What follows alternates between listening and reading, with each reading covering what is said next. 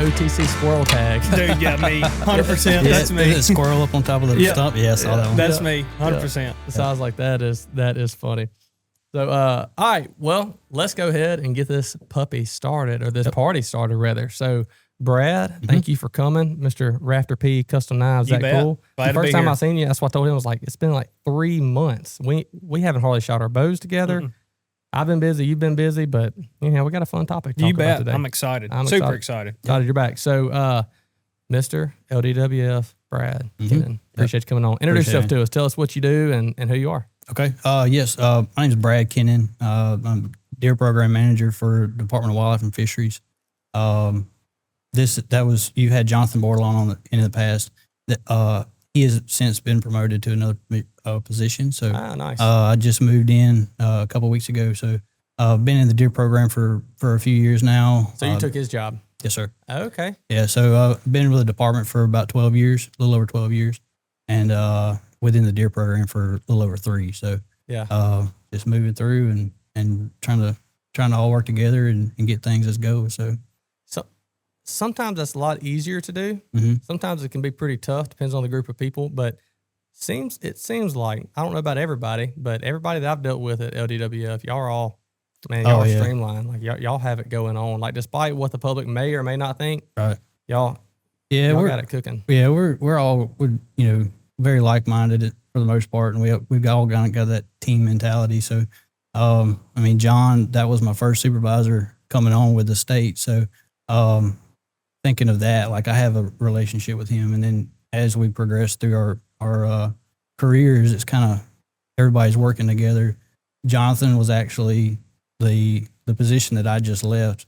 That was his position whenever I first started. So it was kind of cool to see how all of that kind of lines out together. It's a good little domino. Absolutely. Yep. So before we get started, you're over all the deer here in Louisiana, essentially. Mm-hmm. You're the boss man over the whitetail to speak. Right. But are you a deer hunter? Absolutely. You are? Oh yeah. Oh yeah. Okay. So this is going to see how much people actually respect you or not. Well, are you a bow hunter? Absolutely. Okay. Yeah. All right. Well, you're going to buy some cred. Yeah. It's, I'll tell you, I've got a 6-year-old and a 2-year-old. Okay. And probably over the last 10 years, I've been primarily bow hunting, but I kind of forgot how much fun it could be to pick a rifle up. My 6-year-old, he likes to go. He hadn't shot yet, of course, but he's kind of young for it. But he's seen me shoot a few, and he gets fired up. Got the blood trail, one last year, and he was fired up. So it's fun. Kind of adding a different aspect to it. It don't have to be just all bow hunting, but I don't get far away from that bow anyway. So. Same diehard bow hunter, but when it comes to my little girl, we're going to get in that box stand and hanging out, taking our snacks, our TV, and making it fun. Actually, I started him out with bringing him in a ground blind bow hunting, and of all things, like hunting with which was a toddler at the time, was, I thought like I'll never get one coming in close enough. Not as bad as you think. It was harder to get them, like they're already on us. That's when they would spook because something happens and he moves or I move or something. Well, there's a deer within 20 yards and game over. Then you're not getting them. So, but it's been fun. Either way, bringing the kid in adds a whole different aspect to it. So it's been good. Well, so that's what I was going to say. I kind of like looked over the corner of my eye when you said you forgot how much fun a rifle was, but that's what I was going into, and he started smirking. So he actually just bought. I'm going to get you to tell us real quick what rifle you just went and bought. I bought the Fierce Carbon Rogue. Yeah, sorry. yeah. I don't even know what kind of rifle it is. To tell you how big of a rifle hunter I am.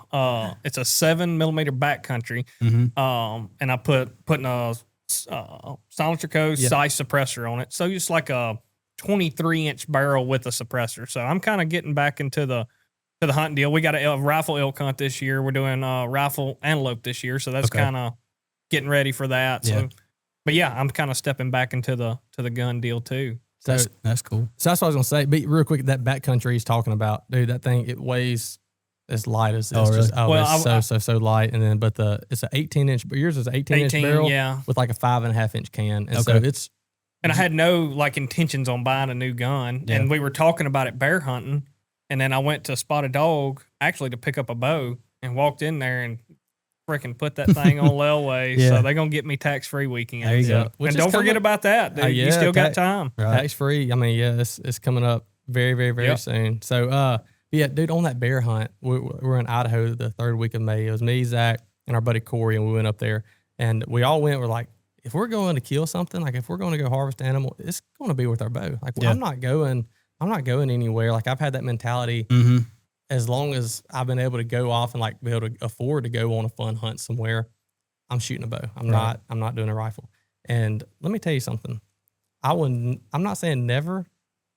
It's very, very unlikely your boy here will ever go back to at least a black bear hunt like that in Idaho with a bow. I will do it with a rifle, man. It's just when you're bow hunting, you know, you're thick. I mean, even if like we all shoot far, it's like we can practice at 100, 110 yards, shooting animal realistically 60, 70 yards or whatever is going to be about the max. But and that's even pushing if everything's right. But still, man, it's so thick up there. Right. And when you're actually on the side of the mountain, whether you're spotting a stalking or you're sitting over bait, whatever it is, it's so dang thick. You can't, a lot of places you can't even see the full length of this room, and it's a good sized room, but it ain't that big. Right. With a rifle, man, let me tell you something. The whole world opens up when you get high in glass. Dude, you go, and I'm telling you, you could just see, I'll show you a picture after, but you could just see, and just the landscape, it's like you could just see for miles of nothing, but what looks like wide open mountainside. You got your aspen trees and you got all your other pine trees, stuff like that. But it looks like they're so far spaced out, you can see everything. Right. Even the pockets, you can see, for the most part, see them pretty good. When you're bow hunting, it's like putting your hands over your face trying to see, no matter where you are. So the rifle, man, we all found a new love. It's like, yep, we're that's what made me buy a rifle. Like really? Dude. So I ended up shooting my bear with a bow, but ground blind, hunting over bait. And then his was more of like a spot and stalk hunt where we were just kind of working a hillside and then looked up and there was I had more fun on hunting with him than I did shooting my bear with him. So it's like, Did y'all got one? Yeah, me and him both killed one. Awesome. Yep. Nice. Unfortunately, our buddy Corey, he did the diehard bow hunter. Yeah, he lived and died by the bow. He did. Oh, really? And kudos to him. Still, it was an incredible hunt. It was Elk Springs. Is that who it was? Elk Springs Outfitters. Yeah, Caleb Hartsock. Like highly recommend him. Yeah, dude's out of this world. So it was legit. But yeah, Corey, he bow hunted up till the last day, and he picked up a rifle, and we didn't see a bear that day. Unfortunately, that's just how it goes sometimes. So, but all right. So back to the reason that I got y'all here is there is something new coming to Louisiana. That I've seen a little bit of information about, but not a ton. And most people are like that because it's so new. I think y'all are still kind of working out the kinks on things. The velvet season, the 2026 Louisiana archery velvet buck season. So that is the main topic of discussion today. We are going to let everyone that's sitting here listening and watching, if you don't care about it, it's still going to be a good listen because there's going to be stories, other kind of stuff. But this is going to be tailored to whitetail deer, but specifically the velvet season. We want to know the ins and outs, how that ties into the CWD zone. I've heard some things that you can't, if you're in a CWD zone, but the velvet season, you can feed during there. I've heard things that you cannot. So it's just back and forth. So we are here to give you the opportunity to set the record straight and to fill us all in on the exciting news of a Louisiana velvet season. So I guess to start off, why now? Why are we just now getting a velvet season? What is the reason that we had the velvet season?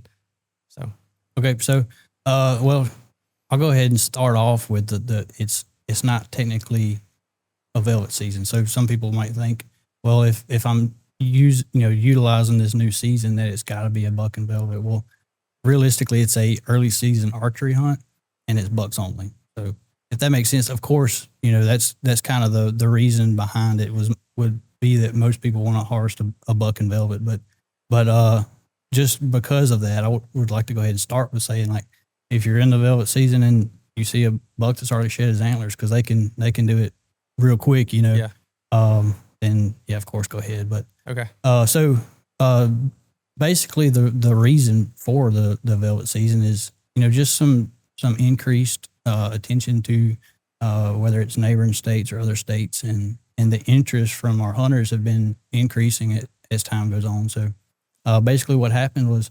as that interest increased, it was presented, to the commission, and the commission was, well, let's see what we can do with things. So any early new season, we haven't had one. Some other neighboring states have, Arkansas, Mississippi, and the most recent cases. But so they've had the velvet season, and you see stuff online. You see newspaper articles, this, that, and the other, where successful hunter. Well, let's do that. Well, technically, there's not a biological reason not to, but there wasn't a biological reason to have it either, if that makes any sense. So normally when we have present a season change or an addition or something like that, there's going to be some sort of biological reason tied to that. But it can also be to, fulfill the interest of hunters in the state. And that's kind of great. That's kind of what how it was brought about. So that being said, it was worked, as far as how does it happen, what goes on, and that's kind of where we're at. We've got, basically it's going to be 2 seasons. It is inside the CWD management zone only, and on private land only in those zones. Okay, so you think of those. If you go on our website, you can find the actual boundaries of the CWD management zones, and you think of why would you put it just in those zones? Well, it's not technically tied to CWD management. That was going to be one of my questions. Why? Right. Yeah. It's not exactly tied to the management of CWD, but what it does is it offers some allowances to those hunters that, in the past have felt, restricted, whether it's baiting or carcass transportation. If we're going to start something out, let's start out small in an area that, kind of like what we did with the bear. You start out in a small spot and you kind of gauge success and interest and go from there. Well, that's exactly what it kind of went to with the CWD management zone. Let's start it out there, see how things go. If we can open it up to other parts of the state, then we might. We're not sure. There's not a set plan on to actually do that, but it's not saying how this year goes. Right. Yeah. It's not saying that we won't either, but everything that we do, we really need to track it and monitor and see what's going on, so we make the right decisions. Is the season at the right time? Move it up, forward, back, whatever. All those things. If you're going to do it, you want to do it right. So you want to go ahead and start on a smaller area. Yeah. That way, if it needs to be moved up a week or back a week or whatever. So you said a while ago there's 2 seasons? Essentially, yeah. So it's divided up into the area. So area 2 will actually be the first early archery hunt. It'll be August 29th through September 6th.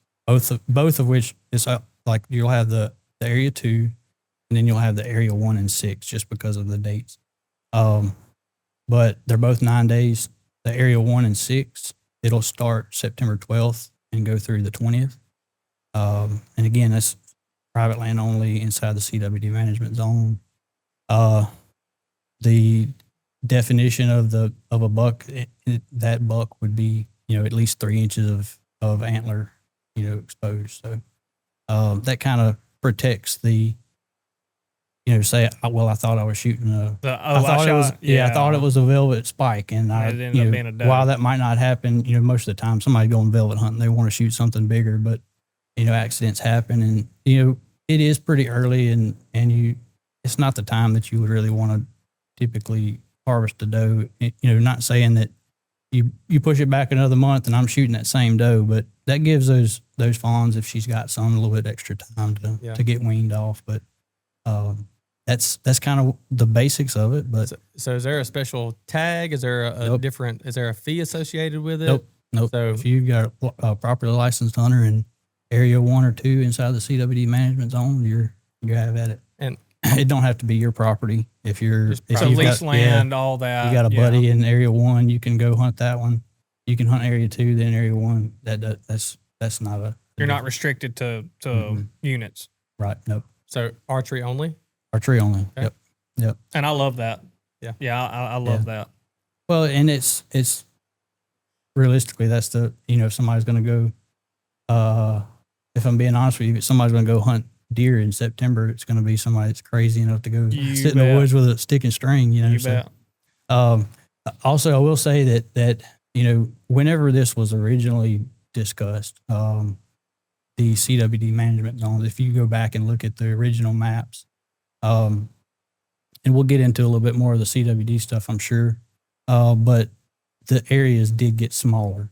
Okay, so at one time, CWD management zones were called CWD control areas.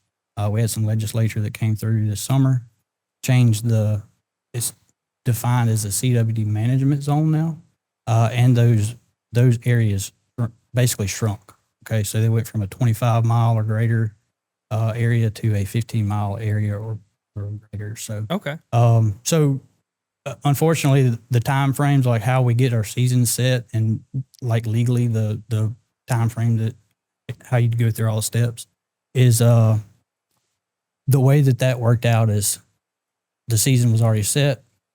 Then the legislature changed. So those two, normally you say, okay, so we thought we were going to get a little bit larger chunk of the state that got to utilize the early archery season. But what ended up happening is it's just a smaller, but we'll still be able to. I think it's good. Your first year, I don't think that's a bad thing. No. And we'll still get to gauge, one for sure will gauge interest, hunters that don't get to participate. I'm sure they'll reach out and, as they already have, but some of the other aspects of it is,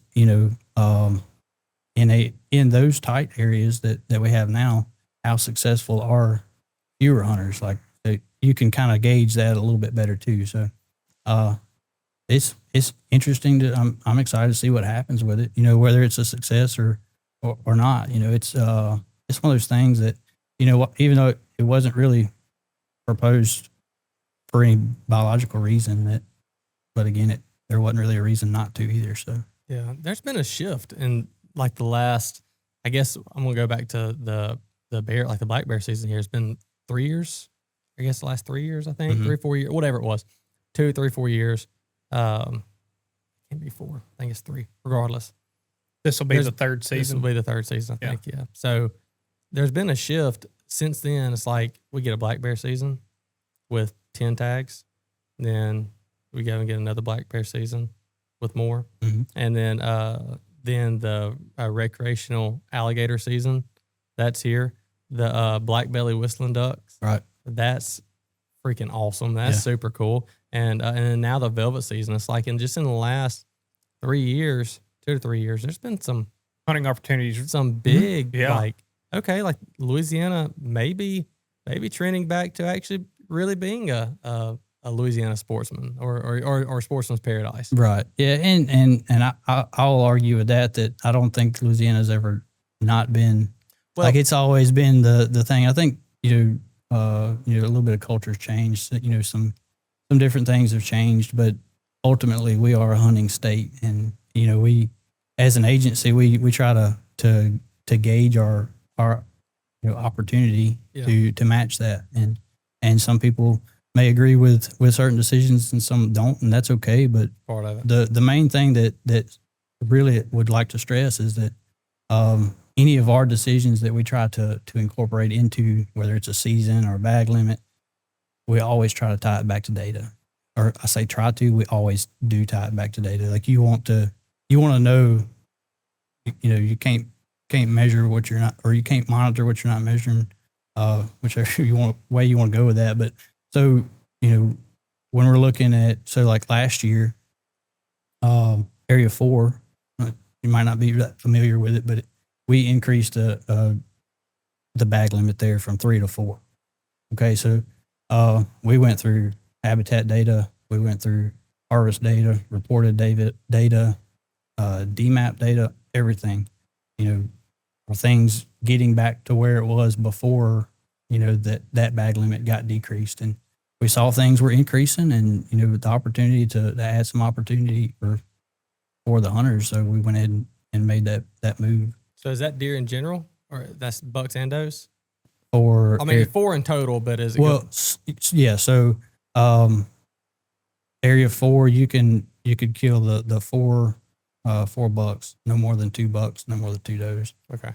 Yeah. So, that was one way that we look at data. I mean, we look at data for everything, and even the simplest questions of, back a couple of years ago, we had the pretty serious drought. In our you think of drought in Louisiana, it seemed about as bad as it's ever been. But what actually turns out when we looked at it was, our worst time is actually better than some other states, best time. So we went back and looked at the harvest data to try to answer those questions. We went back to, previous years that had similar environmental conditions and, what happened in the data then. Well, same thing tracked every time that we hit it. So we kind of knew how to answer those questions. And you're not collecting data and you're not making the right decisions off of that data, then it can cause some questions that you can't answer. So, well, that's the deal too. I'm sure our herd's pretty sensitive too. Like if you make a bad call or something like that and you're not monitoring it, how fast could something go bad? Yeah. So when you're looking at that, deer are pretty resilient. They can bounce back pretty quick as far as whether that's, environmental type events, say if it's a drought, or more likely in our case would be a flood. You think like South Louisiana, Chaffalot Delta and all that, where they had, some, or even our neighbors, River. Mississippi, they had some issues too.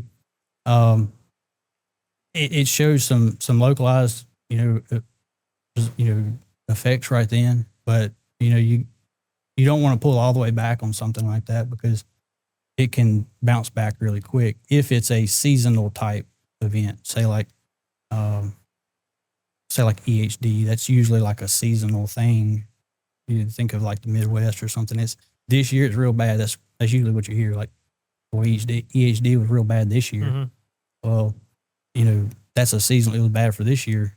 The next year it's not quite as bad. The next year they're able to bounce back really quick. Is basically what I'm getting at. So when you said, were you just using that as an example of saying that like this year, like no, that was just a general. Yeah. So you think of like if you're talking to somebody that owns some land up there, and just a general discussion is like, how's your deer looking? Well, this year EHD was real bad. Well, that's not saying that it is or isn't, right? Especially not in our state, but just as an example, like a seasonal type event, whether it's environmental or a virus like EHD, it's one of those things that it'll have effects now, but they can bounce back really quick. So you also don't want to just not pay attention to it at all, because that, when I say it can bounce back, it can get out of hand really quick too.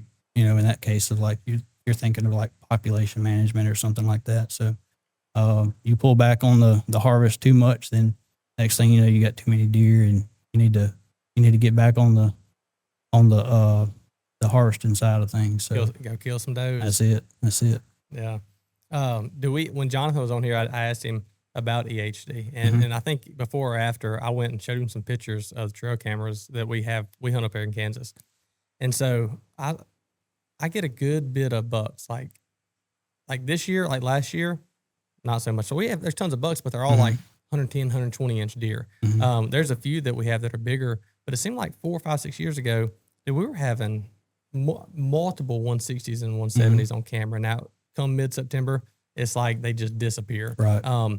But it seems like since then, we're not getting those big bucks anymore. We're not killing any more or any less deer. Our neighbors, to our knowledge, they're not killing any more or any less.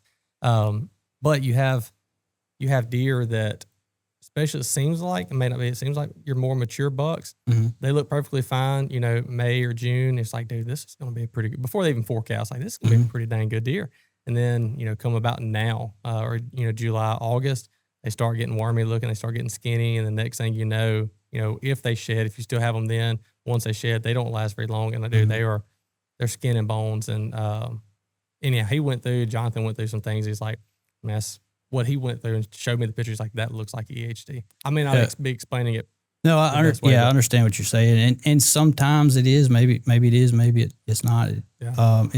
That's not really well, EHD is not 100% killer, is it? No. Yeah, no, especially so they can get it and come back. Yeah, especially in the Southeast. And, you may see some effects of, if they get it and they survive that initial, where they get it, they're able to fight it off and then go through. They may have some effects on down the road, but that doesn't mean that it's going to kill them. That doesn't mean that they're going to survive either. Depending on what kind of how they react to it. But when you're looking at something like you're thinking of bucks that looking real good, they're in good shape. Well, you think of it like maybe like the available resources that they have. Things may start getting depleted. Browse is starting to it's not quite as palatable towards the end of the summertime. Then they're also going through probably the fastest growing time for their antlers is going to be, that midsummer part. They're stopping now. They'll be starting to get, pretty much finished out. Right. So, but that's all going to be like it's taxing on them. They have to have the resources to grow that rack. And, most of the time they're going to take care of their body first and then their antlers second. But, anytime it could be habitat driven, it could be, some sort of, disease event or something like that. It could just be that, they're moving a little bit more. Deer have some seasonal home ranges. Some deer are homebodies, and some deer, they have 2 or 3 home ranges, and they're on the move. And that deer that you saw that was really nice, and he'd been there all summer, and then he's gone. That's not uncommon, and that's some deer just do that. We've got a pretty interesting study along the Mississippi River right now. We're studying the movement ecology of deer along the Batcher, the unprotected side of the levee, and we're seeing some pretty interesting stuff there. That just how they're using the area, how they're moving. You got some deer. I mean, we got one deer that he's done almost the exact same thing 3 years in a row, almost to the day. That's pretty, like, that happens. You heard about it, but to get to see it firsthand has been pretty cool. So, but going back to as far as the velvet hunt and all, it's you may catch some of those deer that they're gone before October 1 or they're gone before rifle season opens. You might get an opportunity at some of those. Might be a little different, hunting more of your bachelor group of bucks that, normally they're already split, they might not be fighting, but they might have split up already, and it makes things a little bit more difficult. They could be, could pattern them a lot easier. That's one thing I've heard, from other people, other states, our counterparts over there talking about how their hunters have reported like it's kind of easy to pattern a buck that he's done the same thing every day all summer before he changes things up to go ahead and get him on that same deal. It's something that we'll try to pay attention to our hunters and see what they're able to tell us too, and we'll go from there. We talk about like bachelor groups, like you've hunted Kansas forever, and that's one thing you really get to see up there. And I'm sure you see it here. I don't have just a ton of cameras here in Louisiana, but up there and even Texas, it's like you see your bucks. They're bachelored up. They're all hanging out together all summer long, late summer, and then right there, depending on when season opens up, that's typically around the time that they start dispersing and start kind of breaking up, and that's where their patterns do start changing from what I've noticed. So I don't know. That's my least favorite time to go hunt is during September because it's hot, it's mosquitoes. Even you're in the Midwest and the wind's blowing 20 on a calm day, it feels like a blow dryer. Right. Like it's still not great. But getting to pattern those bucks, it's like, man, you don't have to be out there very long if you got them coming in on a string. Right. Yeah. It's funny you say that about the conditions. I had a guy call the other day, and he's like, man, I want to talk to you about the velvet season. Well, I want to talk to you too. So then we're getting there talking, and he's like, man, that last week of August is hot. I said, yes, sir, it sure is. He said, man, those mosquitoes are bad. I said, yes, sir, they sure are. He said, man, you know what? I don't know. That's going to be a tough hunt. I said, yeah, well, just because it's a season doesn't mean you have to go. He said, oh, no, I'm going. Don't worry about that. I'm going. I've always wanted to kill one of those bucks in velvet. So, leading into that kind of would be to, explain. Well, we talked to our neighboring states a good bit. We mentioned earlier, we have some meetings that we're discussing different things, what's going on this year, what's going on next year. What are you looking for? Just general deer discussion that helps us out and we help them out. So, you take Mississippi. They saw their first year. I think they were telling me they had, say like almost 400 people get their velvet permit. They do have a permit that they have to get, but almost 400 people will. Then it's steadily dropped down a little bit. Like it's a cool thing to do, and maybe they do it once or twice, but they might not be quite so driven to do it every year. But it's going to be one of those things that we work it out and we see how it goes. You said 400? I think, yeah, I'm pretty sure they had. Is that for the whole state? Or is there limited areas that you can? Yeah, so they're I'm pretty sure that they're limited to some of their control areas as well, but I don't think it was on public land. No, and most of these are not going to be on public land. And I'll be completely honest with you. I hunt public land. I understand. You know, I had a phone call with somebody last week about, why aren't y'all doing public lands? Well, you think about, that could almost be a safety issue too. When you're thinking of, you've got such a short period of time, and that's not saying why it wasn't that way, but short period of time, limited public land, and you just flood the woods, so to speak, with somebody just trying to kill a velvet deer.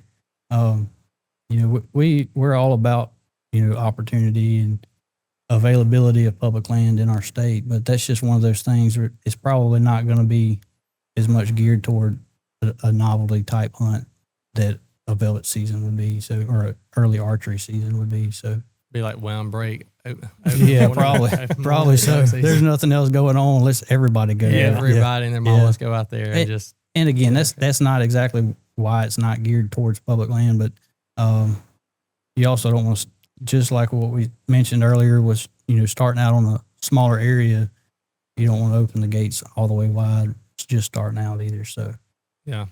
That's the thing about this is that you don't get an extra tag for this, so you can't kill one extra buck for the year because of this. It's still the same,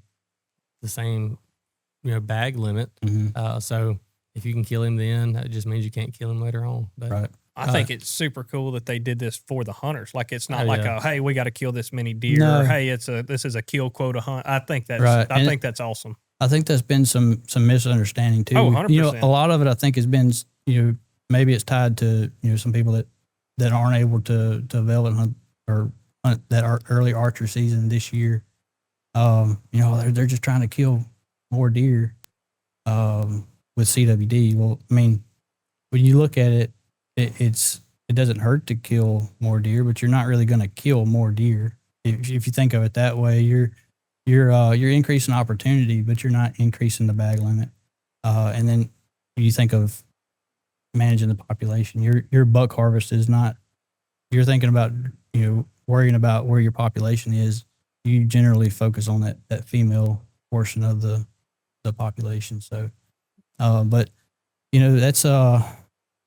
that's kind of one of those things that we're gonna play it out and see how it goes. And whenever we get some more data, if we can open up some more opportunity, then we'll see from there. But right now, I don't have an answer to that specifically.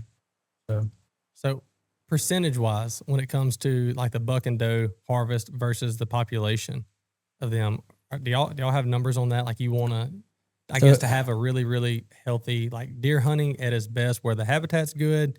Us hunters, we have great opportunity, but again, the actual herd, the deer herds, they're as healthy as they could be. Like, is there a percentage where all that kind of falls in? Yeah, so you want to keep it as spread out as you can. There's some areas that the population is really kind of starting to get out of hand in places, and you would really want to focus on that antlerless harvest. And then there's other places where you might want to back off on that a little bit. And we track our harvest through reported harvest, and we also track through a mail survey that's been done. That survey's been done since the 70s, so it's a good historic estimate that you can really kind of tie back into. That estimate is a good bit higher than our reported harvest, And you can kind of think of the two as like a bottom and a top. So you put them on the same graph and you're looking at trends over time, which is the number itself isn't as important as the trend is, is it going up, going down, staying the same? They're going to follow each other. They follow each other almost exactly. And it's been that way since we started report and harvest in the 2008, 2009 season. That those two estimations have been right there on top of each other. So it's that kind of thing is pretty interesting. We're able to track sex data off of that. All we get our harvest data, which is age and weight, antler size, lactation. That's all from our DMAP data. So you're looking at overall harvest, reported harvest. So we had reported harvest was 146,406. Again, don't lock in on a specific number, but that was about 60-40 as far as bucks and does. Now you think of, that's our reported harvest, that's public land, private land, all across the state. But if you tease out just private land, specifically DMAP, that's flip-flop. It's $40, 60 does. And a lot of that is those DMAP properties, they're a little bit more intensively managing, what they're harvesting, why they're harvesting it. And a lot of that is, recommended doe harvest to control that population. So those being able to track all that and tie it in together is pretty cool to look at, especially when you're looking at it with our estimated that's being tracked since 1970s. So to see that you're able to, that some small things have changed, but you're able to, if you took it all the way back to then, like, you're still getting some response there too. Again, overall, some areas that we have are a good bit more deer than others. And, that kind of leads into another hot topic right now is, I'm not sure if y'all are familiar with it at all, but I'm sure some of the listeners are, on account of we just got our hunting pamphlets came out 2 weeks ago. So Area 1 bag limit has changed this year for bucks. Okay, so the buck bag limit for Area 1, it went from 3 to 2. Okay, so you get 2 bucks, but you also get up to 5 antlerless deer. Okay, so your doe still gets a max. You're still killing the same amount of deer. Right. Well, and that was going to come into the question I had is I'm just from outside looking in. I'm just a deer hunter, don't know any of the science, but it's like, to me, like shooting $3 on a license is a lot. Like for this, you go, and I'm just going, I've hunted in a lot of places, and a lot of places are $1 and $2. Right. And I was just curious why we do allow to shoot $3. Yeah. So especially when you look at that stuff, so we can tell how many deer per hunter. Mm-hmm. And so we can take it all the way to the specific area, like how many deer per hunter for Area 1, Area 2. And overall, it's like 60% of all deer hunters only kill one deer.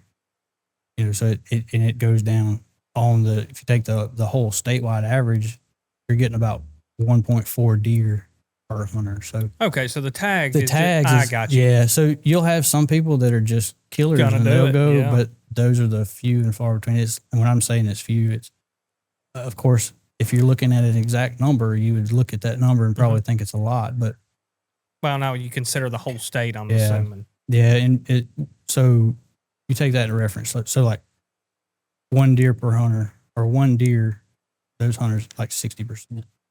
And then you go all the way to how many people kill 6 deer, and it's like less than 1%. Oh, really? Yeah, So wow. It's pretty. You think of how, and that again, it's still going to be. I've never tagged out. Yeah, I've never killed 6 deer, like on my Louisiana tags. Right. But you're talking about like you feel like it's a ton, like I do. Like I'm sitting here thinking about it, and that's one of the things I was going to ask. Like you brought up earlier, and I was waiting for you to bring that up. But it's like, man, I feel like there's so many people that go and they fill all 6 of their tags, and then you hear through the grapevine that they use their kids' tags or their mama's tags or their cousin's tags or something like that. Yeah, and there still may be some, Well, yeah, but overall as a whole and what we can track. Again, that's how we're making we're making our decisions is always on something that we can track. And what we're looking at is reported harvest. And through that reported harvest since the 08, 09 hunting season, it's stayed fairly constant. And those numbers have tracked most of the time. So case in point, back to Area 4, where we made some changes there. You looked at I can't say the exact percentages of what it was off the top of my head, but there was, say we had 6 deer, 3 bucks, 3 does. Well, they dropped the bag limit to 3. You would think that the harvest would go down. It did not. It went up.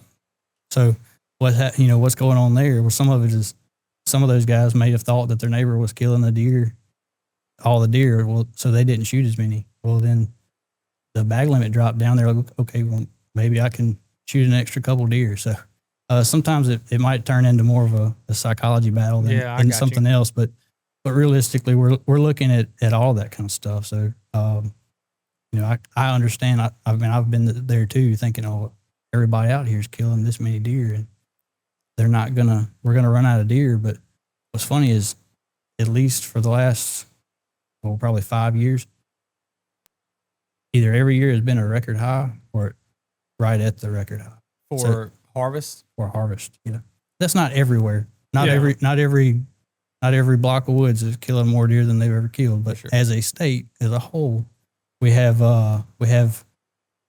this year was a record high. Last year, I think last year was too. Maybe but whenever I say it wasn't a record high, it would have been if it wouldn't have been for the year before. You know what I'm saying? So still a lot of deer. Population handling it good. Yeah. And I guess I was leaning more towards like why the 3 bucks and not 1 buck and 5 does, or two bucks and 4 does, or like that. Yeah. So that there too, you think of opportunity. So you think of you're trying to think of the whole hunting public that we have. Everybody, whether it's the trophy hunter or the guy that gets one weekend out of the year to hunt. So to limit opportunities on something like that when it's not actually an issue, because you're looking at reported harvest and how many deer are getting killed. That's not saying that we don't recommend to base off of maybe of course you want to kill a big buck, go for age, manage for age and stuff like that. And that's what we do for sure. Yeah. And so you think about that. So on our properties, like say our DMAP property, we're able to, we're not really making those recommendations for bucks per se, but we do give them the information that that property can make their own decision on buck harvest. And a lot of that is recommended to go off of age, if that's their. And what age do you when you're looking at a property, what age do you recommend on bucks? Well, you got to think of several different things. Realistic goals. That's a big one. Not everybody's going to kill a 160-inch deer. Enjoyment. You think of stuff like that. So all of that stuff plays into it. How much time do you have to hunt? How much are you putting into your lease? Are you paying a bunch of money to not kill a deer? Because sometimes if you're really truly sticking to some of that management, there might be a year you don't kill a deer. 100%. Or kill a buck anyways. Yeah, 100%. So when you're thinking of all that kind of stuff, it's really important to kind of look at the whole picture to it. So you take, for instance, that guy that he might not get a few weekends to hunt a year. Well, the only deer that he's able to kill is the deer that he sees. Yeah, I got so he takes advantage of it.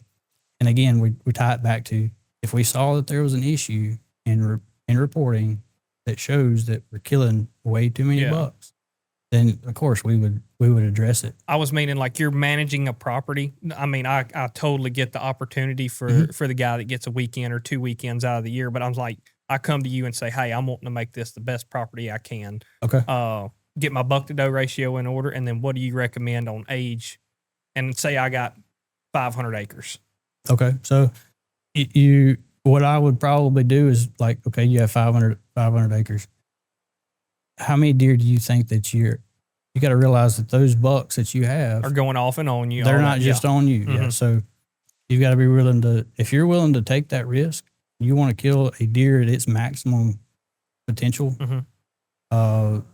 you're probably going to want to wait until 5 or 6 years old. Okay. Well, and that's what we do. Do you feel comfortable with, that's a really nice 4-year-old? Mm-hmm. That's up to you. Yeah.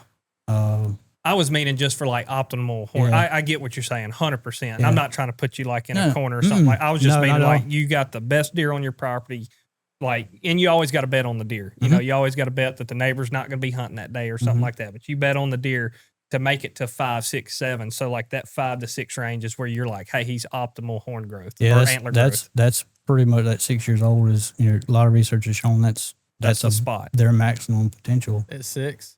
Yeah. Now the jump from like 2 to 3 to 3 to 4, that's a big jump. But when you look at like 5 to 6, that's the year. That's not going to be a huge jump. It could be, but it's not. On average, it's not going to be your largest jump. But that 6 to 7, you're potentially going to be going downhill then, to say. Yeah, it depends on. In general, yeah. So, all things right, you want to be harvesting that deer between 5 and 6 years old, right? And you know, think of like the whole purpose for, or I say the whole purpose.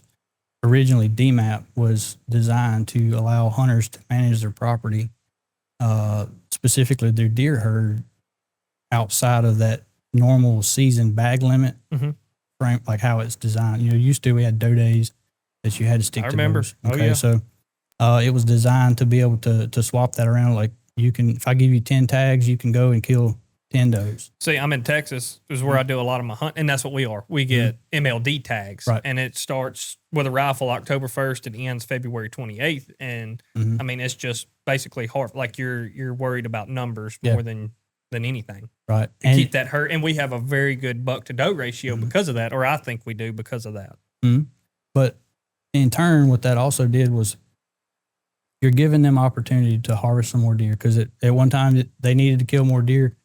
You know, they would shoot, you know, the first rack buck that came, or first antlered buck that they saw, which was likely a 1.5 year old buck. You think of the youngest and the dumbest deer that's out there, he's probably gonna come sniff your steps, you know, if you're bow hunting. But what that did was it gives you opportunity to protect that yearling buck class.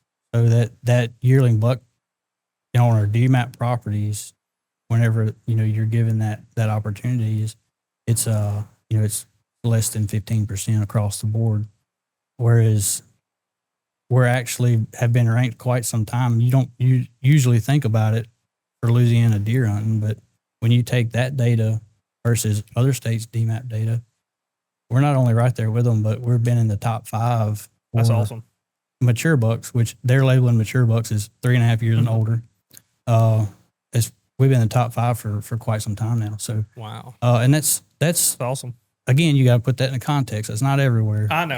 But, I love deer. Still, I'm enjoying the heck out of this. I love this. Yeah. So it's really designed to give you opportunity, which DMAP is, but that ties back into your question was, you know, what would you recommend to do if you wanted me to kill the biggest deer? Well, I'm going to say to be realistic, where you are, what your habitat is, what's going on.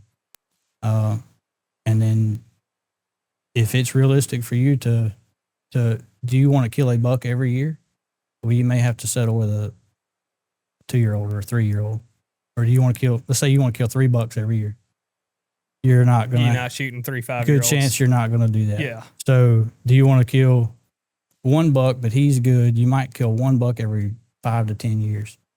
Then you could say, I'm going to go maximum antler potential is going to be a 6-year-old or bust. Well, you might be some time without killing a buck. It's not everywhere. Some places are different habitat, different resources, different management plans. You know, all of that stuff has got to be taken into account. But a lot of that is you really got to be realistic to where you are too. We do have some parishes that, you know, a lot of people wouldn't think of. I call them, like, some people say sleeper states for the destination hunter, but I call them like sleeper parishes. Like I didn't realize a buck would come out of the piney woods. Looks like that. Well, you can let a buck anywhere get some age on it, especially when they've got maximum resources. They're managing the habitat well. You know, there's been some big deer come out of some of those piney woods. Dude, I mean, first thing I thought of was Union Parish. Yeah. Is that what you're going to say? Yeah, I mean, like Union Parish. every year. It's going to Dude, be every year. I'm talking about, it's like, there's more 160s and 170s. Not really, but it feels like there's as many 160 plus deer killed out of Union Parish than what it is in Iowa or Kansas. Yeah, and again, I know it's not, but like it feels that way because there's people right here around the house that are going and killing them. It's like, holy smokes, dude, that's a freaking big deer. Yeah, and that's, sometimes it's those same guys that are like, they may, request like, we need to have a $1. We need to be a $1 state. Well, they're already doing that. It's they're managing their property. Let somebody else manage their property how they seem fit too. But overall, we're in a pretty good spot in our state with deer management. Population's healthy. Some places are growing really, really fast, and we need to get a handle on it in places, but that's not everywhere. And we just continue to track it and see what the next step's going to be. So that's kind of as a whole with, whether it's a early season archery hunt. Is it we're going to move this bag limit? So the area 1 bag limit. If we see that it makes a difference in our harvest, there might be another change that needs to be made.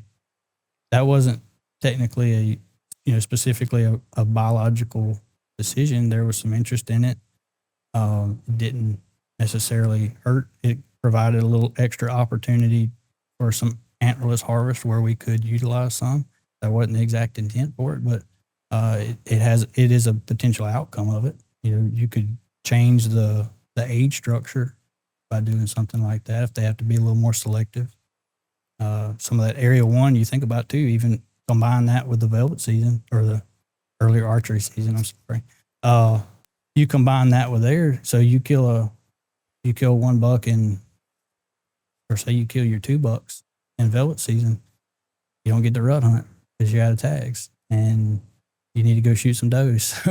that would be my deal to it. But all of these things, like we're again, I keep stressing on that. That's our data is what we work with, and it works well, and we see a lot of stuff that it's kind of behind the curtain that a lot of people aren't quite seeing, but it works. What would happen? I got a picture I'm going to show you in a second, but I thought of a more important question for you. What would happen if we did statewide, Louisiana, we did what Kansas did and other states did? You have $1. That's hard to say. I mean, it's without ever, if it was affecting our population, I can't say that it's going to really change a whole lot. Because that's what we're already doing pretty much. Yeah. And you say it was like 1 point, whatever. Yeah, but you're talking about 1.4 deer. That's not just bucks. I thought you meant buck. No. Oh. That's 1.4 deer. Oh, now, dang. a lot of the times, if a person only kills 1 deer, it's probably going to be a buck. Yeah, I got you. But still, I misunderstood you. Yeah. Because just for the fact of if they're going, they want to kill a buck. Yeah. And that's why you have a 60-40 on the general state reported harvest is generally buck heavy. But I really don't have an answer to that because of what we've seen in our state and our reported harvest. I don't know that it would make that much of a difference. If you change it from what buck, it might make a few more people mad. The only thing it'd do is probably make some of your younger deer, people would pass like your smaller deer or something like that and be a little more picky. But I mean, does it really matter if it's right? And there goes too. That would limit some opportunity because you finally, okay, well, I need some meat. That 1 deer that you kill is a buck. Well, you kill it, then you're essentially done. You're not going to go shoot a doe. Otherwise you might go shoot a doe, then a buck, or you might shoot 1 buck and, well, I'm gonna go back. And then your guys ain't in the woods going, well, this guy does need deer meat and ends up shooting a doe. Mm-hmm. I got you. Heck yeah. There's all sorts of variables to it. But again, our state is a hunting state, and we try to provide, enough opportunity for everybody. And I don't want to stress on that too much to think that's like an excuse or anything, but it is. I mean, well, you should. I mean, really. So when you think of what we're trying to do is we're trying to have a healthy deer herd. And as long as we're managing that population to that's our agency's mission statement is to manage a healthy wildlife population. And that's what we're going to do. And that, again, if something tells us that we need to make a change, then we would try to do that. And there too, if there's not really any reason not to, then we're not going to. Yeah. So it sounds like we're more of a opportunistic state, giving everybody the opportunity to go hunt. So if you go out in the woods on Darbone, or it doesn't matter, you go hunt somewhere.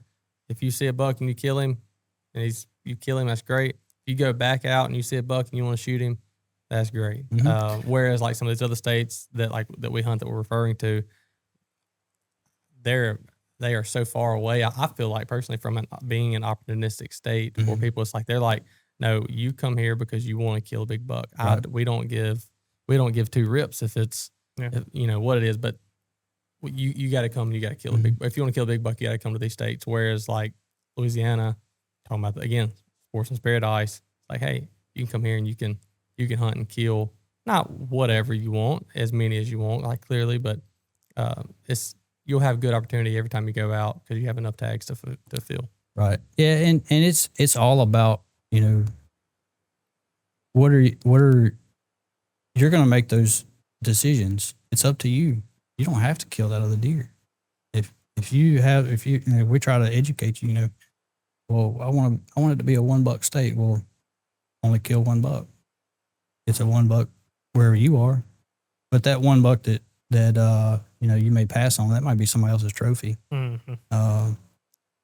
And that's not saying that's the exact situation for everything, but it's a good way to think of how we manage some deer. That's not, again, if you called and you said, hey, I want to kill a buck of a lifetime, what do I need to do? You probably don't need to shoot that 2-year-old when he walks by you. That's on you. Yeah. A lot of people think, well, my neighbor's going to kill it, I better kill it. Well, if you kill it, he's definitely dead. So you don't, that goes back into, you think of what kind of relationship you have with your neighbors, and all of that kind of stuff plays in. Yeah. A lot of people, even on public land, they get so secretive on what they see. Well, maybe it's worth getting a group of guys that, you're hunting the same area, kind of talk a little bit, communicate. You might not tell them every buck you saw, but tell them what you're doing, so to speak, and y'all can all kind of hunt together as a team almost. Trying to. We've done that. Like I've done that on public land before with some guys. It's like, hey, this is a pretty nice 2-year-old. Kind of let's look at him next year. Yeah, and again, that same guy, he's like, well, look, I ain't never killed a buck that looks like it. It might be a 100-inch 3-year-old or whatever. I've killed plenty of them. You know what I'm saying? So, it's to keep our hunters in the woods is you want to have that retention over time. And, it seems like, our hunter numbers have dropped down in the past, and we're pretty stable right now. Since about 2020, we've been fairly stable in our hunters numbers. So, if we're keeping our hunters stable or increasing it as if we've seen in the last few years, that, something's working. So. Look at this. So this picture was from, I may have sent that to you. I don't know. That was from, I think, 2 nights ago. Mm-hmm. That's in Kansas. Yeah, okay. 2 nights ago. Just, you're way better at looking at deer and trying to age and look at a deer. What are your thoughts when you look at that? Okay, so the first thought anyways is it's this time of year. And all of your age estimation is going to be off for your general characteristics that you're looking for when you're aging on the hoof. Yep. So that deer, just, if I was glancing at the body size, I would probably say he's probably 4 years old, 3 years old, 4 years old. But of course, he's got the neck of a 2-year-old right now. But that's gonna get bigger. That neck's gonna go, likely go. It's gonna look like it flows a lot closer into that chest than it does right there. That brisket looks like it's hanging just a little bit on that front end. That's probably gonna fill out and show those more older buck characteristics. So there too, when we're talking to hunters, and mapper collecting data, the antler measurements. I'm not looking at those measurements quite as intensively as a lot of people might think. But what we do is we're saying, okay, if you want to age off of, or you want to harvest off of age, that's your goals. Okay, so you see for the last 10 years, because we'll spit out a report and it's got your 10-year harvest, and it's got a 10-year average. So you see that whatever that main beam length is, or whatever that base, the mass measurements are consistently X number of inches for a 3-year-old. That's just another tool in your toolbox to know. Well, his body looks too, but a lot of people go straight to the antlers, and it's all of those things that you want to work with, and so you can know if you see a. I hate trying to age deer this time of year. No, well, and so that's why I asked. So this is that's same exact deer from last year. Okay, so that's the deer from last year. I think that was mid-December, so post rut. Mm-hmm. The reason that I asked him that is because same thing. Like we'll send pictures of deer to each other. I'm like, hey, what do you think about this deer? Like, dude, he has a massive body and he looks like a tank. But I don't really think that's a very old deer. He's short, squat, like he just doesn't look like an old deer. Or it's like that's a long-bodied, that's a big.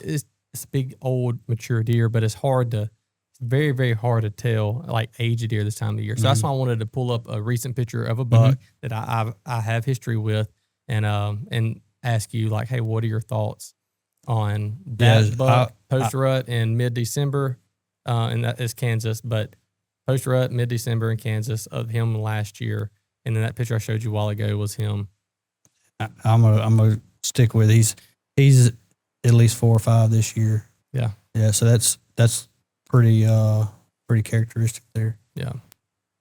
With that more hunting season rut type, because that's all of the books that or information out there where you're judging age, it's always using those characteristics for the rut or that close to the rut. Anyways, you think of like swollen neck and body size. Of course, I mean, kill some deer post rut, some bucks that they might have been 220 pounds before the rut, and kill them in their 170s. They've been running. But their overall frame is going to be the same, and as far as you look at like the neck girth and all that kind of stuff, it's going to be pretty close. Yeah. So, is there anything people listening, if they're trying to go and get an idea, if there's a buck they do not have history with, it just pops up, and they're like, oh my gosh, we got a new velvet season that's coming up. Or early season archery season. I'm going to keep calling it velvet, but just to be clear to everybody, you can shoot a hard-horned deer that shed his velvet outside of the season. But again, the early season archery here in Louisiana, if somebody last night or tonight, they have a big buck that just popped up, they're like, I want him to be a mature deer. I want him to be, even if he's a 4-year-old, I at least want him to be 4 or 5, whatever. Anything you can go and tell them to look at on deer in Louisiana for the most part this time of the year, characteristics to look for in that you would look for now and not so much later in the fall when they fill out more? Yeah, that where their body shape is, whether their chest is flowing seamlessly into their rear, is that belly, because they're gonna be packing on some groceries right now leading up to that point, and they should be browsing a good bit. They should have that overall body size. Your 1-year-old, 2-year-old, those are pretty obvious. Going from 2 to 3, maybe a little bit harder, but that 3-year-old is going to have like that racehorse type stature to it. Still, the neck is going to be that one thing that's like kind of throwing you off a lot of time, because they may have one that looks like you can wrap your fingers, your hands around, and then you look at that same deer, in a month, and it's so much bigger. You just have to keep things into the context of what's going on. Yeah. Going back to those deer that we were talking about collaring along the Mississippi River, some of those adult bucks, or really all of our bucks, really, they have an elastic portion to them so that they can stretch as that buck grows, during the rut. And some of those guys would call that first year and they're like, this deer is not going to be able to breathe. It's like, no, just it's okay. Like it stretches it. And whenever, some of those bucks have been harvested, when we go and see that it's got so much room in there, but, just the thought of how much, those bucks, their necks swell during that time of year. And even to our state's, point is, so going through University of Georgia with that study, and they were like, the yearling bucks their necks are growing so much in that first year that like they were, we didn't realize we were going to have to set them at this specific setting. Even last year we had to give them a little extra growing room to make sure, because we were worried that some of those 6-month-old bucks that we collared were going to be, it was going to get too tight on them. So, to think of again, going back to the body characteristics, like just realize what you're looking at. And if you're going for a mature deer, it's going to be obvious anyways. When you're looking at the nitpicking things, between a 4 and a 5, that's going to get tough. But whenever you're looking at the real thing that would matter, like a lot of people's realistic goals is let's wait until they're 3.5, or wait till they're 4.5. You can tell those things. But whenever you're looking at a deer like that, is he 4 or 5? The 4 and 5 this time of year is going to be, it's going to be tough. Yeah. And some of that's practice too, man. Like, you see a deer and you're seeing pictures of them all the time. Well, shoot that deer. If you don't know how to age them by the tooth wear and replacement, then call one of us. We can help you out. That's it. I mean, we do that.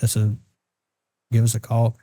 I really don't like to do it off of a picture that much, but I can, just because like, depending on how you're holding it, it can it's look just like different. people look different. Deer look different. I mean, we've had that happen. I'm sure you have too, where you shoot a 5-year-old that weighs 270, and then you shoot a 5-year-old that weighs 200. Yeah. But what I meant by that, like, so if you shot a buck and you were looking at him for the last 2 years and I think he's 4. Well, you shoot him, he's dead. So you can pull the jawbone and we can look at it and get an estimation that way. So you can either bring us the jawbone or you can send us a picture of it. The picture can kind of distort what you're looking at with that tooth wear and replacement, but that's a way you can get better at estimating deer age on the hoof. Is well, I'm gonna get your phone number. That's fine. That's fine. Do it. So, but all of that to go back to, you can get better at it. I mean, I could certainly get better at it. I haven't hunted the places to see that many 6-year-old bucks or. All of those things you can get better.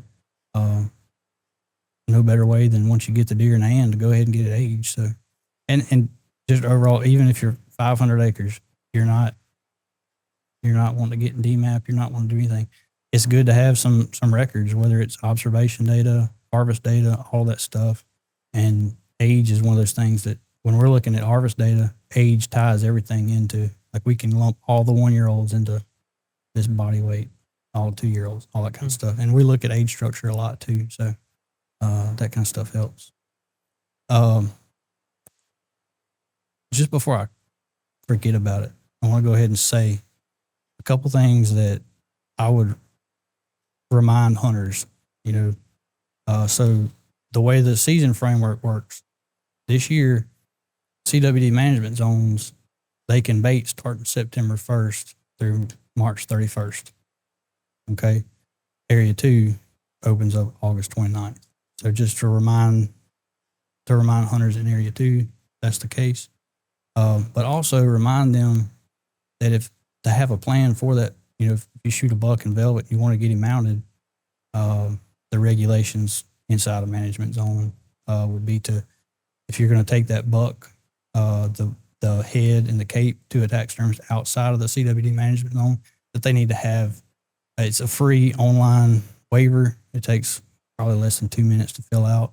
And that's just letting the taxidermist know that you brought that deer from a management zone and that taxidermist would agree to disposing of the unused parts accordingly, like double bags into a lined landfill, that kind of stuff. So before I forgot about it, I wanted to go ahead and let you know. Yeah. So is that new for this year? The waiver. The waiver has been in effect since we had a CWD control area, so that's always been the case. Okay. It's a little different this year. Was smaller. It's a little, it might be more difficult to find a taxidermist that's inside a 15-mile area or a 15-mile, from a positive area. But just to be we got 2 new control areas this year for management zones. We got one in Ouachita. We got one in Concordia. Some of those hunters might not have been very familiar with the regulations. And not to mention that those regulations that we had last year did change. Okay, so our CWD management zone, as I mentioned earlier, it shrunk from a 25-mile zone to a 15-mile zone. And starting September 1st through March 31st, there will be baiting allowed in all of those management zones this year. Okay, so when you think about what comes of all the transportation regulations, the carcass transport regulations, that's all the same. Got to be quartered, deboned, clean skull cap, that sort of thing to come out of the management zone. But as far as baiting goes, when you look at, so like this year, it's like a blank slate. We're starting everywhere, all of the management zones. We got 4 of them now. They can all bait starting September 1st through March 31st. Okay, so then you look at, okay, well, what about next year? Okay, so this year we'll have a sample goal that we have for each management zone. We'll have one for each parish, but we'll also have a management goal for each zone. Okay, so not to exceed 300 samples, but as long as we get those samples and the prevalence inside that management zone stays below 2.5%, then the following hunting season, baiting would be allowed then too. If we don't get the samples or it jumps above 2.5%, starts back over. You know what I'm saying? Talking about the management zone does? Yeah, the time frame, like whether or not you can bait. So if you would have that, keep that restriction. Yeah. Okay. So say everywhere this year, everybody can bait starting September 1st. Well, say we needed 100 samples and we get 80 samples or we get 50 samples, then no baiting next year. Or say we get 100 samples, but the prevalence goes above 2.5%, no baiting next year. And when you say no baiting, you mean the entire season? No. Oh. For that management zone. Okay, just for the like that 15-mile management zone. I got you. Okay. Yeah. You cannot bait even come September through 1st. March or whatever. I got you. Right. You can't bait. But just to be clear on this, because I'm confused on this. Okay. This year, statewide, you starting September, right? Running, and to be clear, September 1st. Is that September 1st through March 31st. You can bait wherever you want in the whole state of Louisiana, public, private, front yard, backyard, it doesn't matter. Right. The whole state. Right. And I'll say it's still not recommended to, but there's not a baiting restriction during that time frame. Yeah. If that makes sense. So yeah, absolutely. if you're asking best management practices, don't bait inside a CWD management zone. And I'm just but as far as regulation goes, one thing. It's not a baiting restriction in regulation. He said baiting in public. There's no baiting on public land. Right. I know.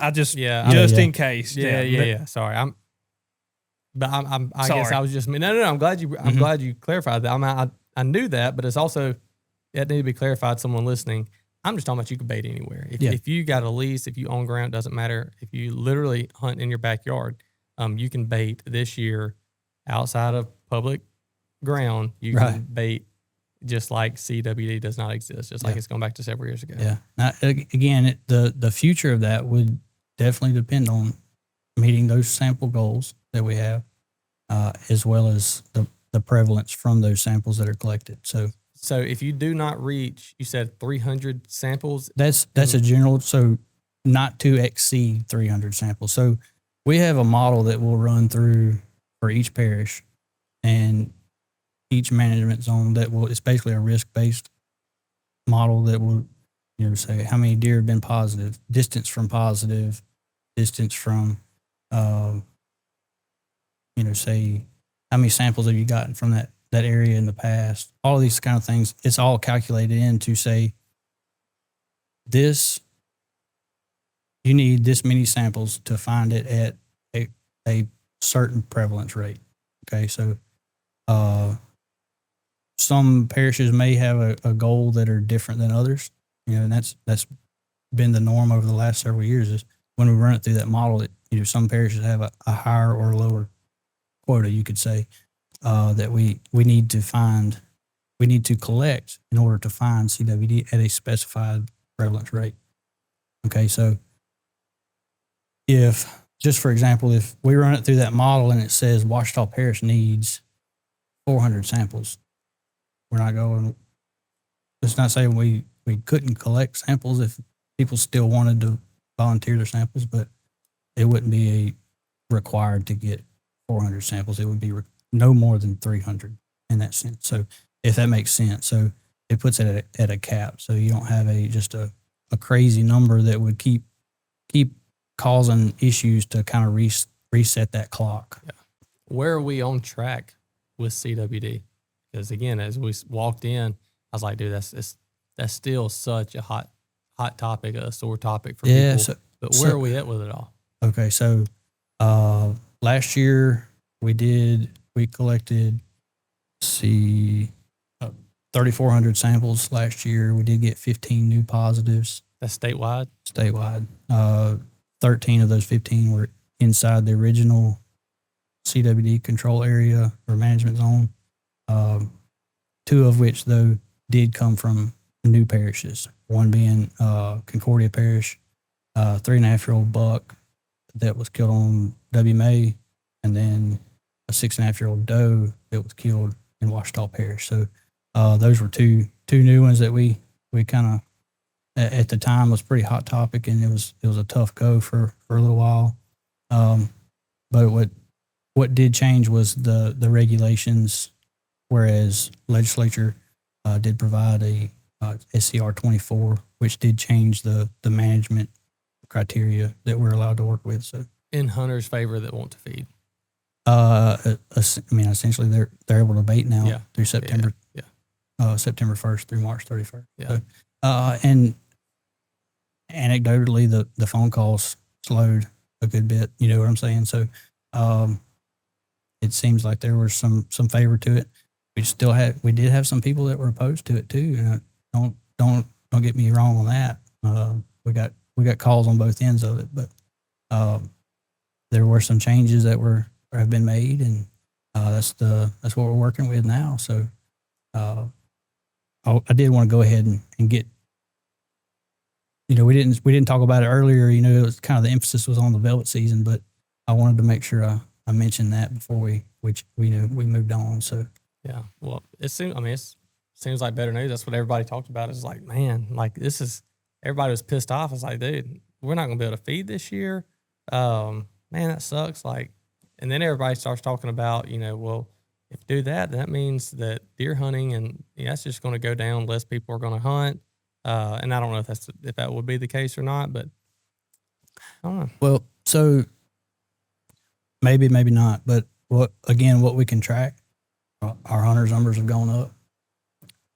Looking specifically at the parishes that have had baiting restrictions, that original control area since 2022, harvest has gone up every year without baiting. What was new, I guess last year when y'all spoke with Jonathan, Mm-hmm. The Catahoula LaSalle, that Caldwell, big emphasis on that. Harvest went up first year without bait. Not saying that the restrictions were all followed, but we can't track that. We can track what the harvest was, and in a parish where there wasn't no baiting allowed, or at least it was restricted, harvest did go up. So what does that mean for the future? I can't tell you that for sure. Time will tell, but to think of that being a limited factor, it's hard to completely agree with that on account of, of course it makes it difficult, a little more difficult, but there too. I think some people were kind of getting to where they enjoyed a little bit of it too. You hear some people, not everybody, some people were talking about, man, I ain't seen deer act like this in a while. Well, some of that's tied to what kind of pressure they've received around some of those bait sites, maybe. But there again, too, that's not specifically something that I can track, so I can't specifically say that's the case. Why do you think that is that we've killed across the state? Deer harvests have gone up in the no feeding zones. I don't have an exact answer for why it would go up I mean, maybe it is that there's, without the feed, more people are having different experiences or encounters with deer that they may not have had otherwise. I think maybe they're roaming out more. It's possible. Especially when you think of a year with an acorn crop like we had last year. That was pretty incredible last year, at least from what I saw was pretty incredible. And some places they didn't have feed, and if they don't have acorn trees, and they didn't see deer, and that's just obvious. But if you got acorn trees and you're not feeding, go hunt those acorn trees and you're still going to see deer. But and some of that was, as long as they're adapting to the change, and maybe they just still had success, which was kind of what would have been anticipated. But that's the only other change. I did want to just kind of make mention too, we go back to the velvet season stuff, is along with making sure you had a plan for the taxidermy stuff, is, man, there may be some people that hunt the velvet season that they don't typically hunt that first week of October or first couple of weeks of October, and they don't realize quite how hot it is. And emphasis on like making sure you got a plan for the meat. I think trophy hunter or not, whatever kind of hunter you are, like you could agree that, we need to make sure we respect that animal and take care of them right. And, whether that's, you probably need to go ahead and field dress that deer. That's what I was going to say. So go ahead and give me the breakdown. I go out there, I hunt this early season archery, and I kill a buck. Mm-hmm. Okay. I shoot him. I get down to him. It's, right at dark. And, he's been dead for 30 minutes or an hour, whatever. What's your recommendation? What should I do? First thing I'm doing once I find that deer is I'm going to go ahead and rip the guts out of it. The only way that I don't is if I'm, within a mile from the skinning shed, and I'm going to completely clean him anyways. But me personally, I would like to go ahead and know that I've got ice on hand. I'm going to field dress that deer. If I'm dragging him out, then I'm going to go ahead and I'll go ahead and put ice in that cavity until I get to wherever I'm going to clean him. And also part of that planning stage is make sure if you're using a processor that they're going to take deer that early, because some of those guys don't open that early. So all part of that planning phase, two things. Make sure if you're using a taxidermist that you go ahead and use that permit. Make sure you have a processor that is going to take the deer if you're utilizing one. More people are doing their own processing nowadays. It seems kind of all across the Southeast. That's one of those things that we're seeing. But whenever it comes to your specific plan, that needs to be one of those kind of checklists that you go ahead and mark off. Tell us, the guys that have never killed, we've never touched velvet. Mm-hmm. There's characteristics about it, about how soft it is. There's things. There's ways that we have to take care of it. Right. So I've never killed a velvet. The listeners never killed a velvet deer. Yeah. How do we take care of them? Yeah. So and kind of the way that the season is designed too is to kind of hit that. You got a pretty good chance that the deer is going to be in velvet, and you've got a pretty good chance that it's close to that. Like it's starting to mineralize. That bone is starting to get hard. And what a lot of hunters will likely see is that they may see a deer in velvet. Say if they got cell cameras, they may see it in velvet today. They go hunt it, that same deer's there, and it's stripped all the velvet off. So as far as that time of year, you're the antlers should be fairly durable, but you still probably don't want to be handling it too rough. You know, if you can, you know, maybe even wrap up the antlers and drag it from the other end, you know, it may be better to protect the velvet on it. If that's what your ultimate goal is, then you'd probably want to do. I'm sure there's some taxidermists that they can work their magic and make it look like, you know, nothing ever happened to them anyways. But just thinking of that, you know, of course you want to go ahead and get it cleaned. If you're wanting to protect the antlers, go ahead and you put it in the freezer. If you're not going to bring it straight to the taxidermist, put that head in the freezer and let it start to, because it is living tissue. If it hasn't started to harden up or started to shed yet, then there's living tissue under there. You see pictures of bucks that are shedding in there. A lot of it's pretty a bloody mess. Kind of it's like a little horror show there, you know. But so try to keep it protected from bugs.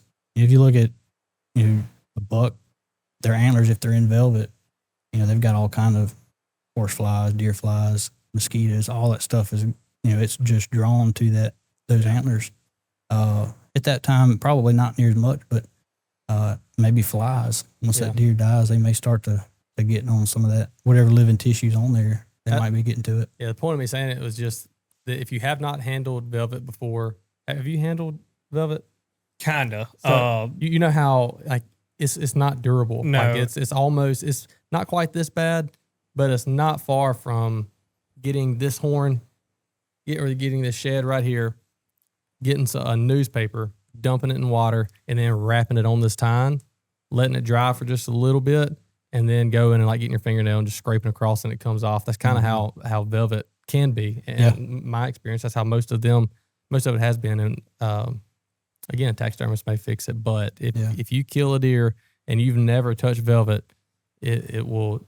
Well, if that's you'll ruin it faster than you think. If you're planning on doing a mount, there's several companies that make sprays that preserve the velvet, and I have it, and I would recommend getting that just so there's no question. You can say your taxidermist can't get to it for a few days. You already have that velvet preserved and ready for the mount too, if that's the direction you're going to go with it.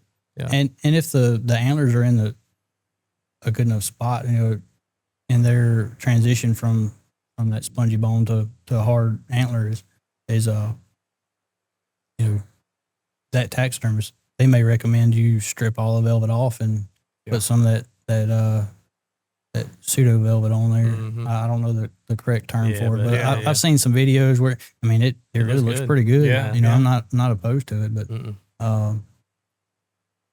that's kind of the two things. Like, so I talked to some of these other states, their deer biologists a couple weeks ago. It's like, look, we're having a velvet season. If somebody's asked you stuff, and that's kind of the main things, they didn't even talk about the like tactics to hunt that much. They didn't talk about like how they wanted to promote the actual season. A lot of them were, again, just like I did earlier, was kind of stressed that taking care of the meat, have a plan, be sure if you're putting the time in to harvest that deer as a trophy, that you're taking care of the antlers. And so that kind of stuff is all important, and it's easy to get caught up in, we got a velvet season, I'm just going to go jump in the stand and shoot one. Well, then, as most people would agree, that's kind of when the work starts, and you don't have a good plan, then you may be in a bind. So and it's super easy, like 90 degrees, like how fast you can lose meat. Yeah. And so to that point too, is I'm some of those shots that may be a little more iffy, you may take that shot during the rut just because it's the only shot you got. Chances are better than not that you got a pretty good pattern on these deer. You may have a little more time. Don't take those iffy shots where you shoot a little bit far back. That deer might die in 30 seconds just outside of out of sight. But the last time you saw that arrow going through, it looked like a gut shot. Mm-hmm. You're like, I need to wait 6 hours. Yeah, you wait 6 hours in September, you're in a bind. Especially on a gut shot, because that's going to offer a whole list of other issues. Of course, when you're looking at meat spoilage, that meat's going to tend to spoil closer to those hams.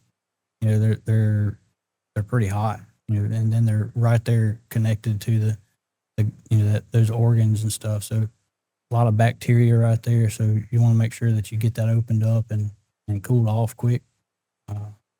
The body temperature of a deer is pretty hot already, much less if it's 100 and something degrees outside. It don't get to cool off very quick. So that's, again, part of those things that it's a new opportunity, a new season for us, and it's going to take some getting used to when it comes to making sure we've got it worked out. Is on the hunter side of it, not just you take away the agency management side of it. Like, there's some things that we're just gonna have to learn. Maybe I'm not gonna take that shot next time. That put me in a shot of what was probably a really nice deer, and all the meat went bad before you got to it. So and then what's the point? What'd you do? Yeah, you might could have killed that deer in the rut, and it'd been another a lot better. You think about the coat of the deer's coat, their hair in the summertime, it's real thin. It don't look quite as good on a mount as it does in the wintertime when it's that winter coat, longer hair, may hide a few scars and stuff, a little better cuts or something from a taxidermist standpoint. But it just make sure you're making smart decisions on your shooting, and you're really kind of realizing why you're out there, to harvest the deer and take care of it and all that kind of stuff. So. Yeah, that's some of my biggest regrets that we've talked about is like you draw back and you anchor in and you're like, I'm going to follow through with these steps. And the next thing you know, you punch the freaking trigger. And it's like this hog, buck, doesn't matter. Shooting a squirrel, that $10,000 OTC tag that we talked about, squirrel tag. But you go and you just rush it, and it's like you cannot release that arrow fast enough. We've all done it. If you haven't bow hunted enough, or you got more strength than or more patience or whatever than myself, but or discipline. But that's my biggest regrets is like rushing a shot. Now I'm gonna tell you, I know you said that about the pelt, like about its hide being, it's not gonna look like this lynx right here. It may look like a old mangy coat that you see, in July out in a cornfield or bean field. But if I have a chance and it's a big deer, whether his coat's messed up or not, I'm shooting him. Yeah, I'm not waiting till the rut. But no, I meant was like those shots, like he's rushing through. You might not get but one more shot at that deer. It's your effective range. You may self manage that to be a little bit, maybe 20 yards shorter. Right. I'll shoot a deer at 50 yards. Well, I'm not shooting past 30 just for high percentage shots. Absolutely. That was just as a hunter, that's probably what I would do. Yeah. Because if any of my buddies are listening, they know I know that feeling all too well. And I've been ragged on plenty enough about whether it's rushing a shot or making a bad shot. So again, some of those deer, they still haunt me today, especially if I didn't get the meat, knew they were dead on account of and that's being so worst. hot. It is. It's already bad enough doing a bad shot on an animal, but then going and whether the meat spoils or coats get him, that's tough. Well, I'm so glad we went there on the meat care, the after, like that's a lot of things. I promise some guys are not thinking about, and that needs to be like number one concern. Yeah. And I agree with being conservative on your shots. Make sure when you release that arrow that it's done. Right. Some of my buddies you might not need to even go. they may be like, well, okay, your effective range is 5 yards, so don't do that. So, but no, just again, it all ties that part, the hunting side of it, all just ties back to having a plan to it. You want to make the most out of any of these kind of novelty, new experiences, and you don't want it to be a bad experience. So, what broadhead do you shoot? I'm diehard slick trick. I shot just about every one of them except for can't remember what the expandable one was. A Rage? No, the expandable slick trick. Mm-hmm. I know what you're talking about. I don't. No, know it's two blades on one side and 2 blade expandable on the other, isn't it? think so. Yeah, It was expandable, so I automatically ruled it out. Yeah, I'm that guy. I'll tell you. are you? So you're yeah. So whenever I started bow hunting, it was the Rage first was coming out. I was like, I'll shoot that one. I was hitting shoulders, and I shot a bunch of pigs with them. And, I mean, I killed some deer with them, but I also lost some deer on account of once I went to the fixed blade, and for me anyways, I know that I've seen some of the blood trails and seen some of the holes made if you make a good shot on with an expandable. But I just had really good luck with a slick trick. Slick trick standard, Grizz trick 2. Before that, they actually, so was it the Viper trick, which was like the cut on contact. It had a wide blade that went all the way out to the tip. I don't remember that one. And then it had a real short bleeder blade. Well, then they had the Wicked trick, which was the Viper trick, Grizz trick hybrid. So that bleeder blade went from a real short one out to like a 1.25 inches or something like that. I liked that one for a while. There's slick tricks there. He was trying to get you in trouble. Ask the broadhead question. Yeah, no, that's fine.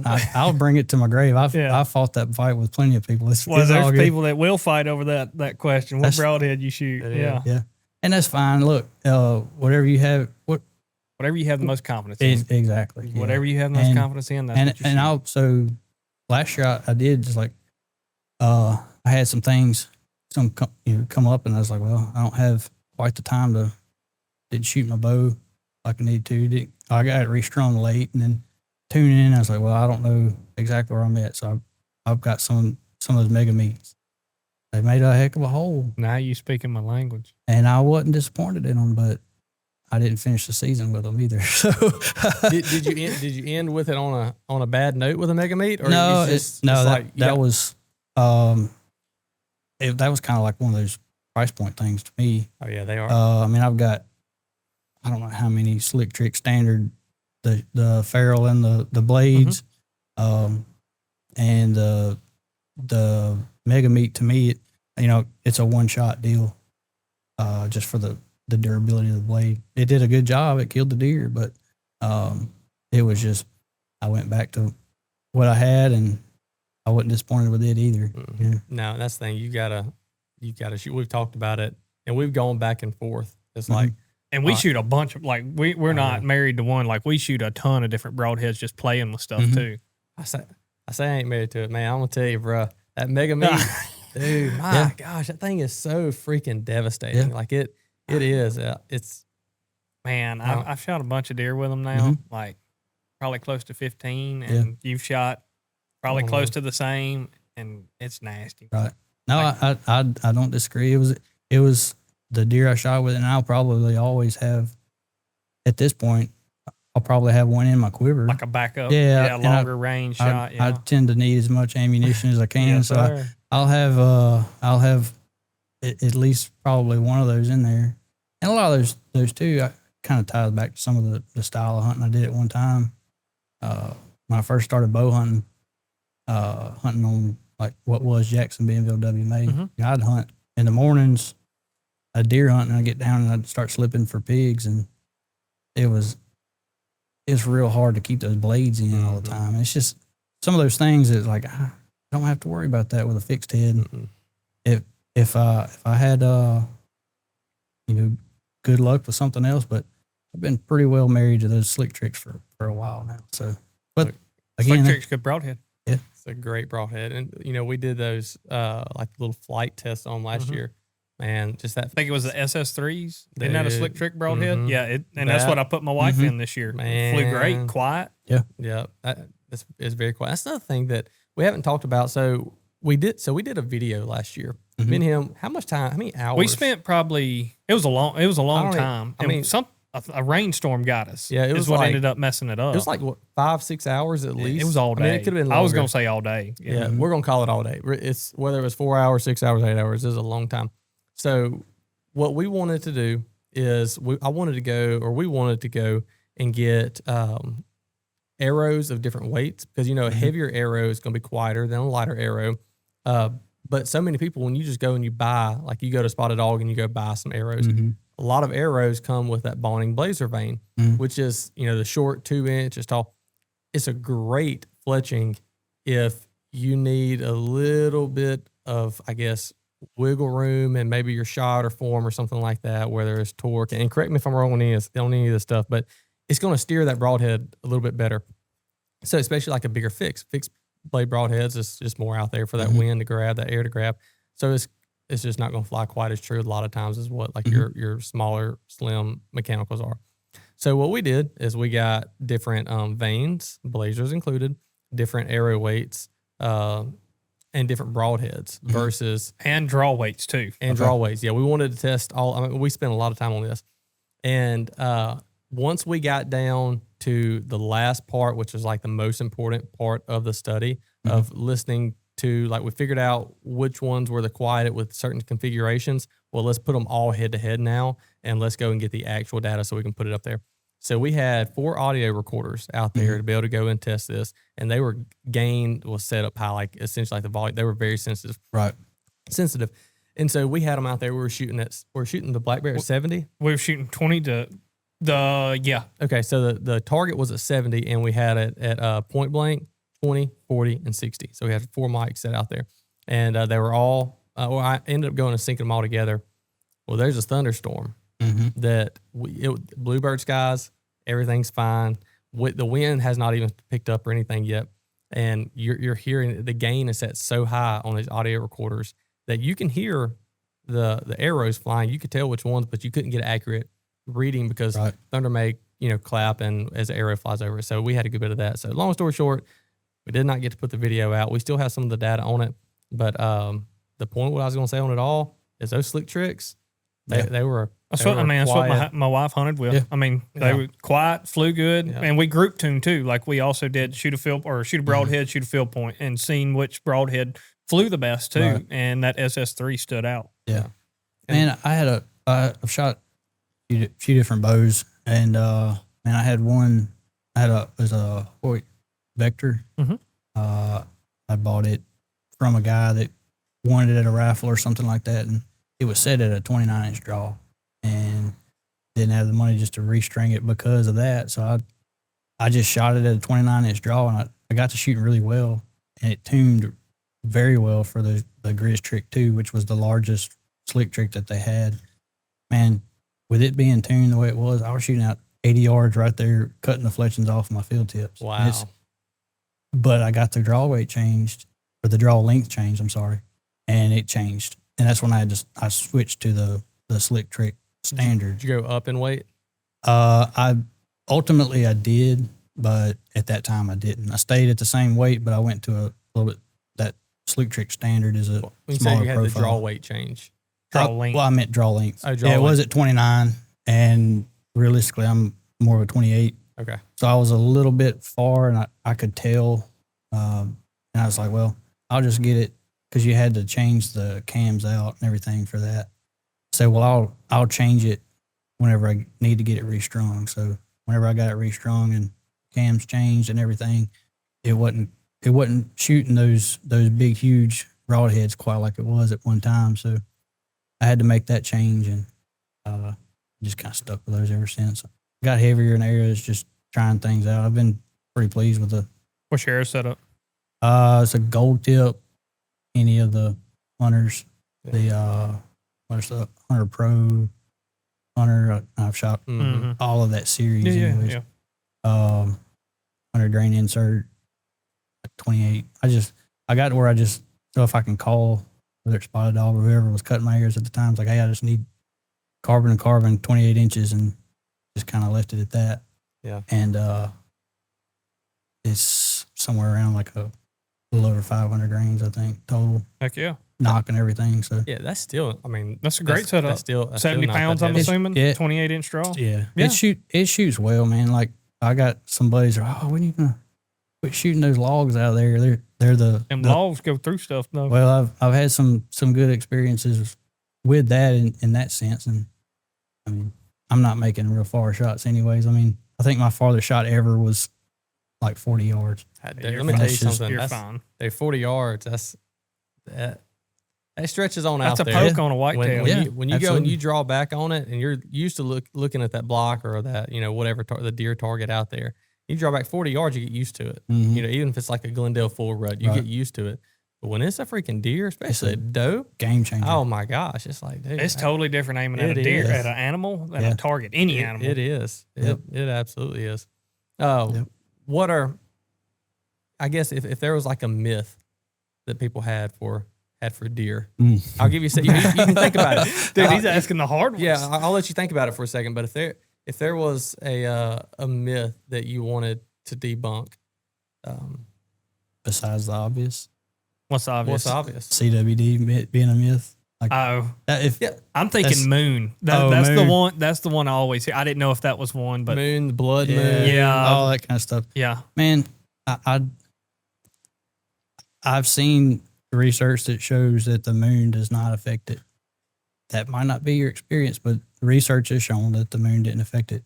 There's even been some of the research from, I don't remember the specifics on it, so I can't really speak on to it, that project exactly, but I remember, can't remember exactly what it was, but it was Mississippi State did a research where they were looking at the moon and how it affects it. It may have been tied into the weather as well.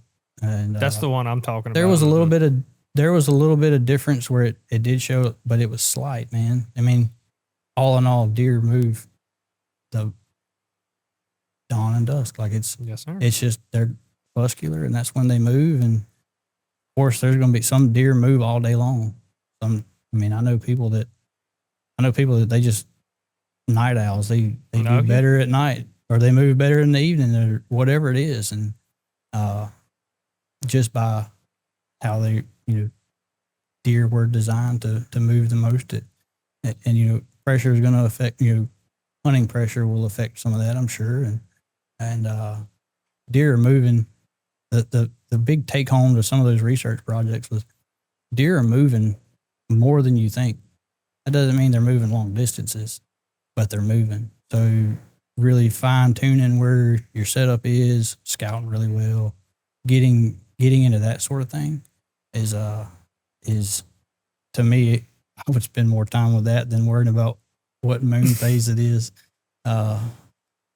Of course, I like everybody likes hunting the cold front, and for no other reason, it's comfortable. Mhm. You like it a lot better, but You get to actually wear all that expensive gear that Well, you've I'm fixing to been- ask another question. Why do and I feel like I know that. Why do deer move on cold fronts? it's Why just, does that kickstart movement? it's just and again too, like some of that is they may not be moving very much. Some like hard cold fronts, that may shock them. They might not move quite so much right then, but the next day they might move well. But and some of that's just they feel good. They want to move a little bit, Yeah. and I figured it'd have something to do with winter's coming. We Yeah, need to go. and- We need yeah, to and fuel up. some of that pressure will have some effect to it too. But if you're looking at like overall time of day, like it's pretty apparent like why when that is, and it's been that way for a long time. And some people might want to fight me on that too, Yeah. but it is a first light, last light kind of deal. But that's kind of one of those things that like it's very interesting to dive into some of that research. Like some of those projects have been done almost repetitively, and they're seeing the same stuff. I mean, even taking into account like where our most current research project is with the movement study. Some of that area was done. A lot of projects were done, say like by Harry Jacobson. He's kind of used to be over at Mississippi State.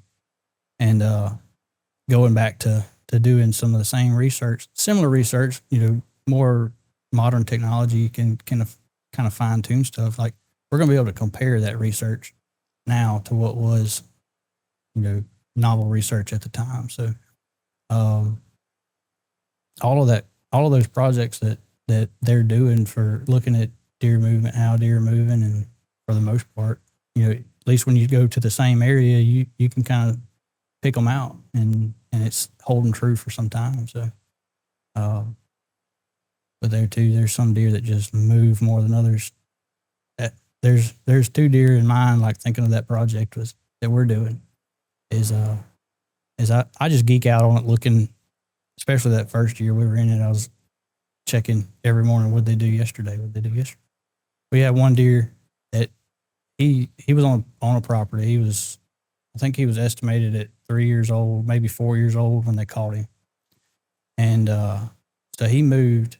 He had 2 different home ranges. He moved right at 10 miles north. So he goes 10 miles north. He just, it takes him like a day to get settled in.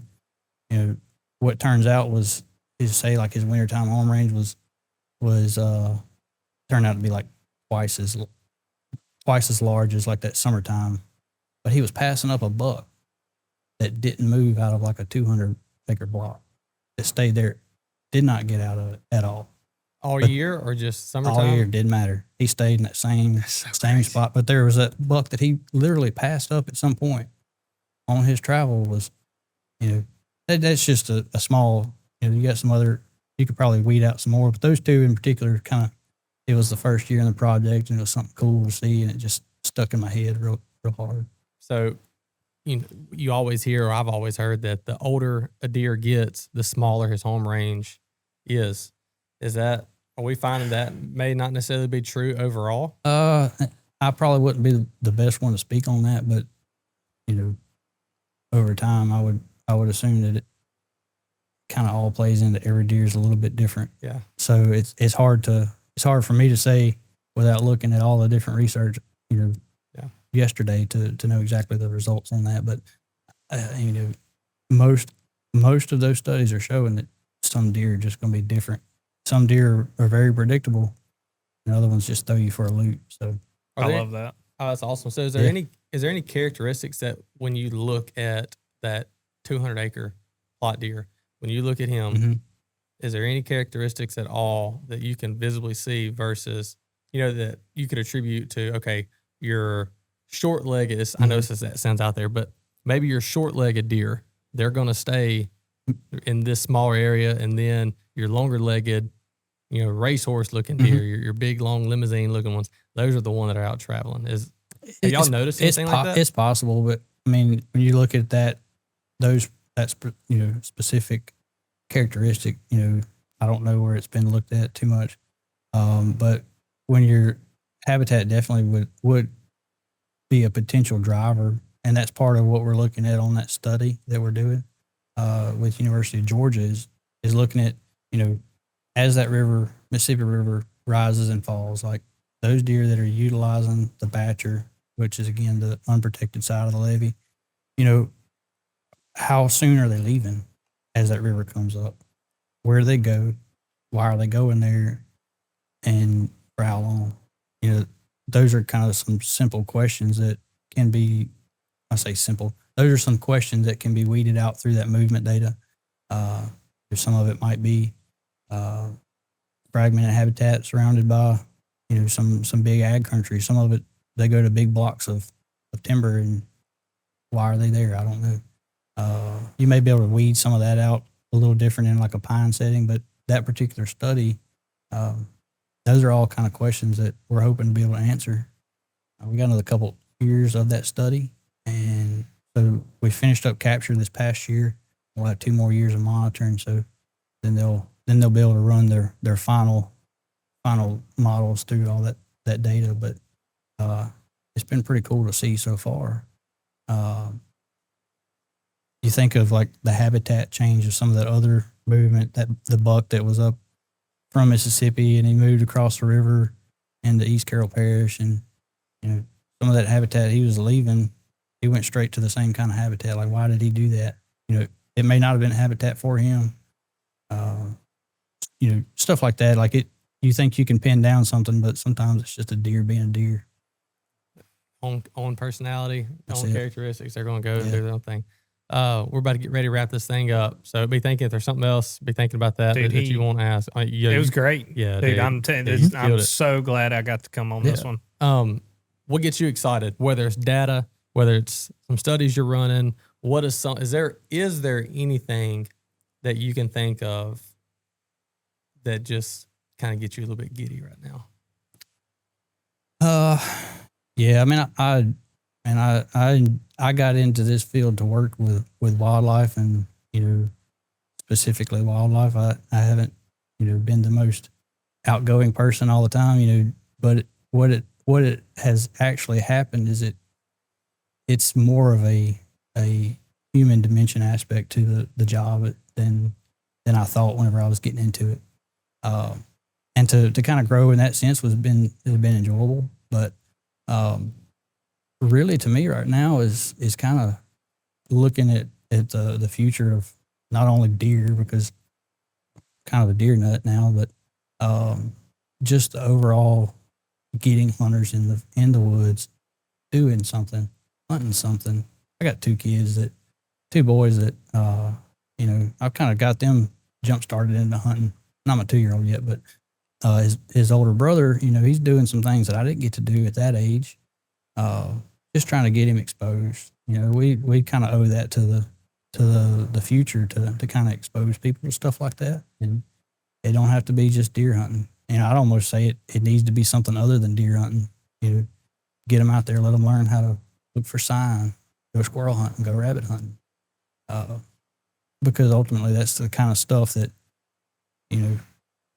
say some of those hunters, for example, some of those hunters that were upset about a baiting restriction, they'd never hunted over an acorn tree, or they'd never found deer sign.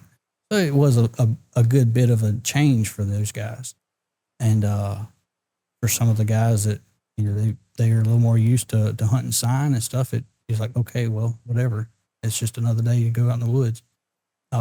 That's just a small example to it, but, we kind of owe that to the future. And that's kind of where my brain goes right now. So much, it's really tied to my kids, to think of, what are they going to be doing whenever they're my age now, to try to, I want to be sure that they got deer to chase, of course, but I want them to be, have opportunity. I don't want them to get lost in the woods. No, you need to have wood. Come on. Need some I mean, woodmanship. that's one of those things, man. Like, you think about how you learned how to find your way through the woods, and it probably wasn't going to sit in the box stand all the time. I mean, not knocking somebody that sits in a box stand, because I did it more this past year than I've done in a long time, but yeah, but you have woodmanship. You know how to get out and do that. And that's like us. If it's any new ground, we're going, and it may be incredibly hot, but we're going, and we're looking for sign. We're not going to go and be like, well, this looks like a pretty good spot. Let's put a blind and a feeder up right here. It's like, no, let's put as many miles as we can on that ground, and let's look for sign. And that way, when we do get to hunt it, we'll be set up for the best thing. Well, that's like we fell in love with spot and stalk hunting here the past couple of years. Like even like the Texas deal, like I do more of that than I do sitting in a stand. Right. Yeah, man. So I don't have a whole lot of experience with that, but tying back into the meetings that we had with some of the other states, one of the stories that I heard from my counterpart in Oklahoma, it was pretty solid. Like using a decoy, snort, wheeze, sneak up on it. That was pretty cool.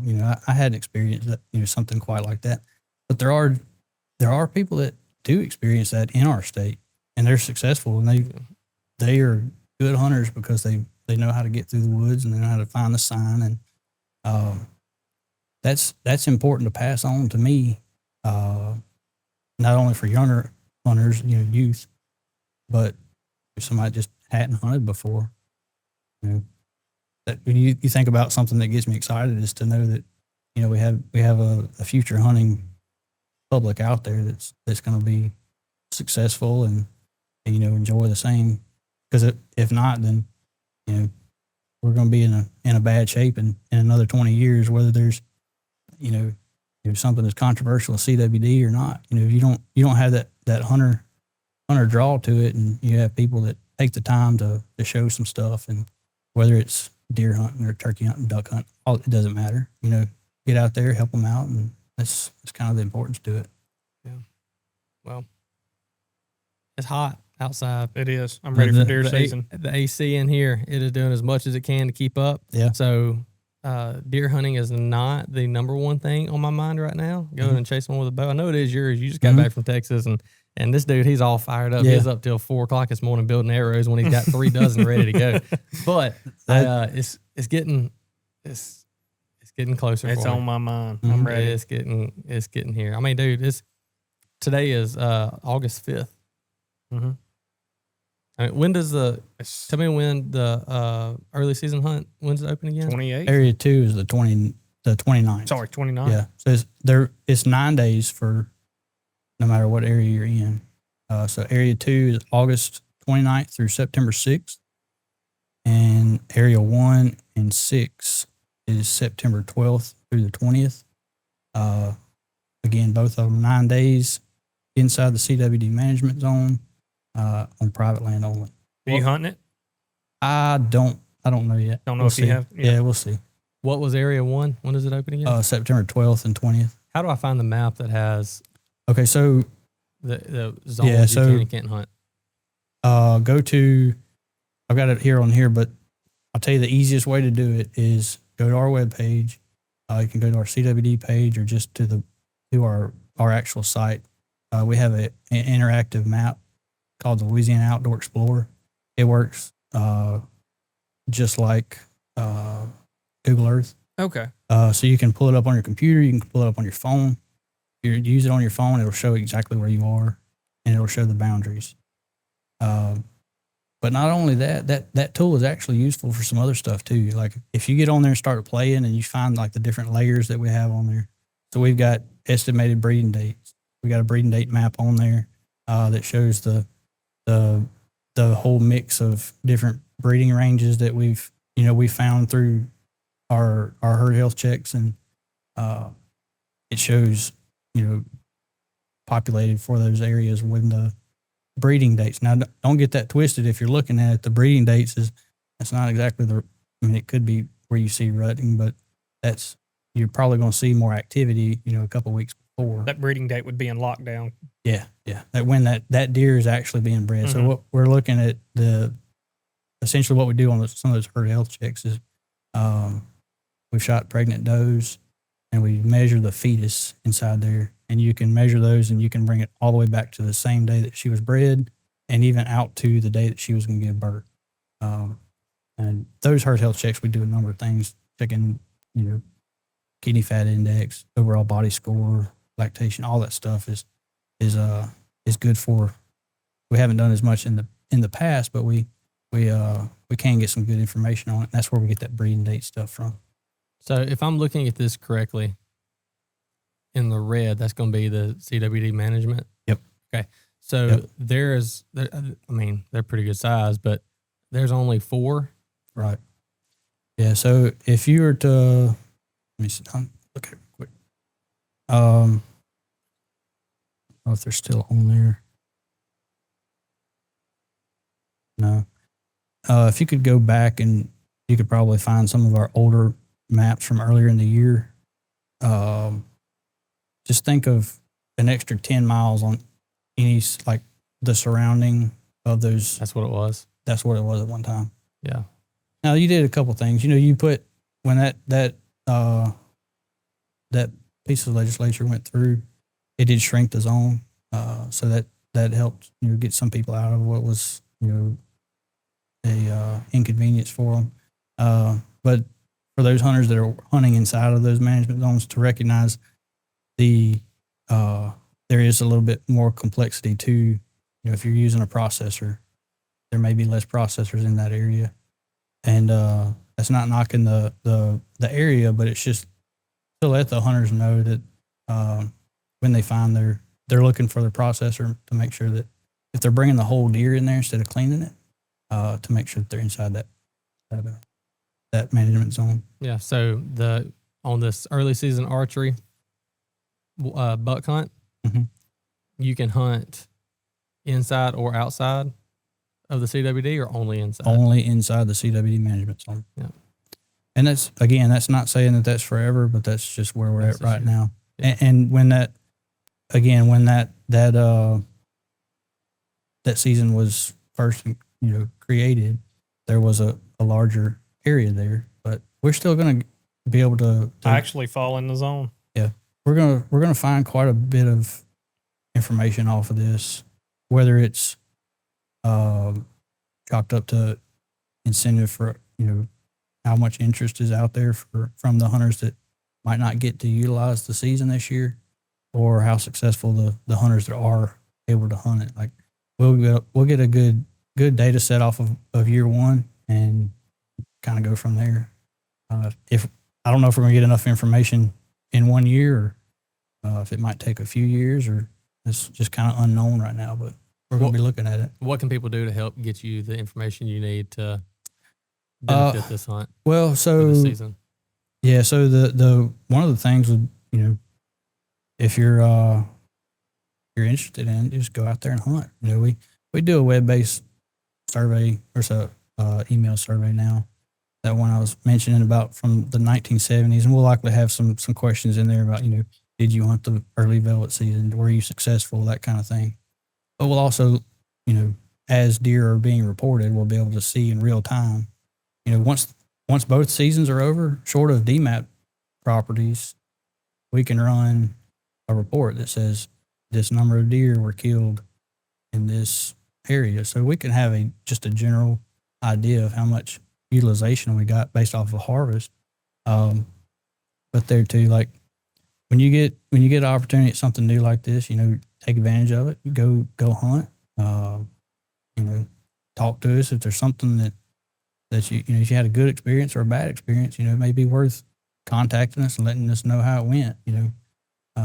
That goes back into more data we're using. It's not just deer data. It's like human dimensions data too that will ultimately help us out. We got region offices, Monroe, Pineville, Minden, Lake Charles, Hammond.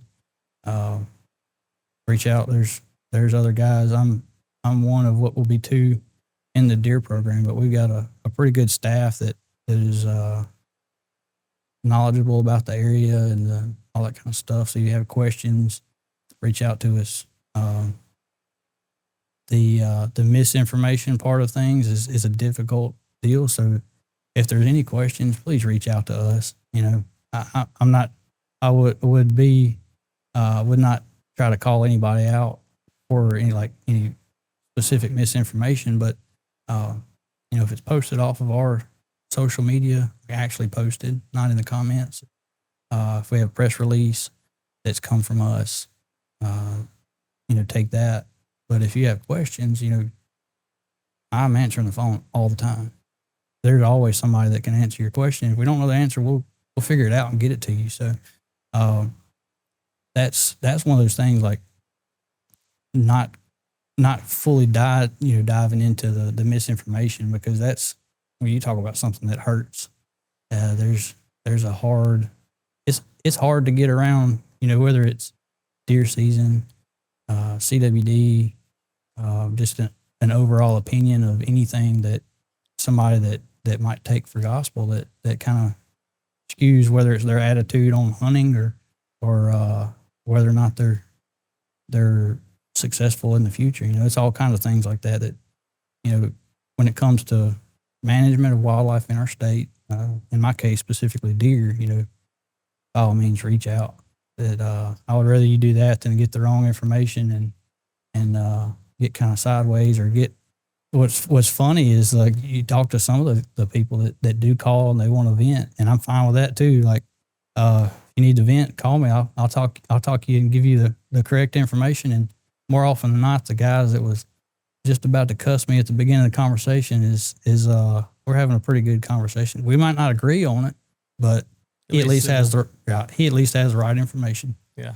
So all of that stuff's important, but and it will definitely help out in the long run. Well, this is awesome. That's what I love about these podcasts is when you guys come on, there's so many questions.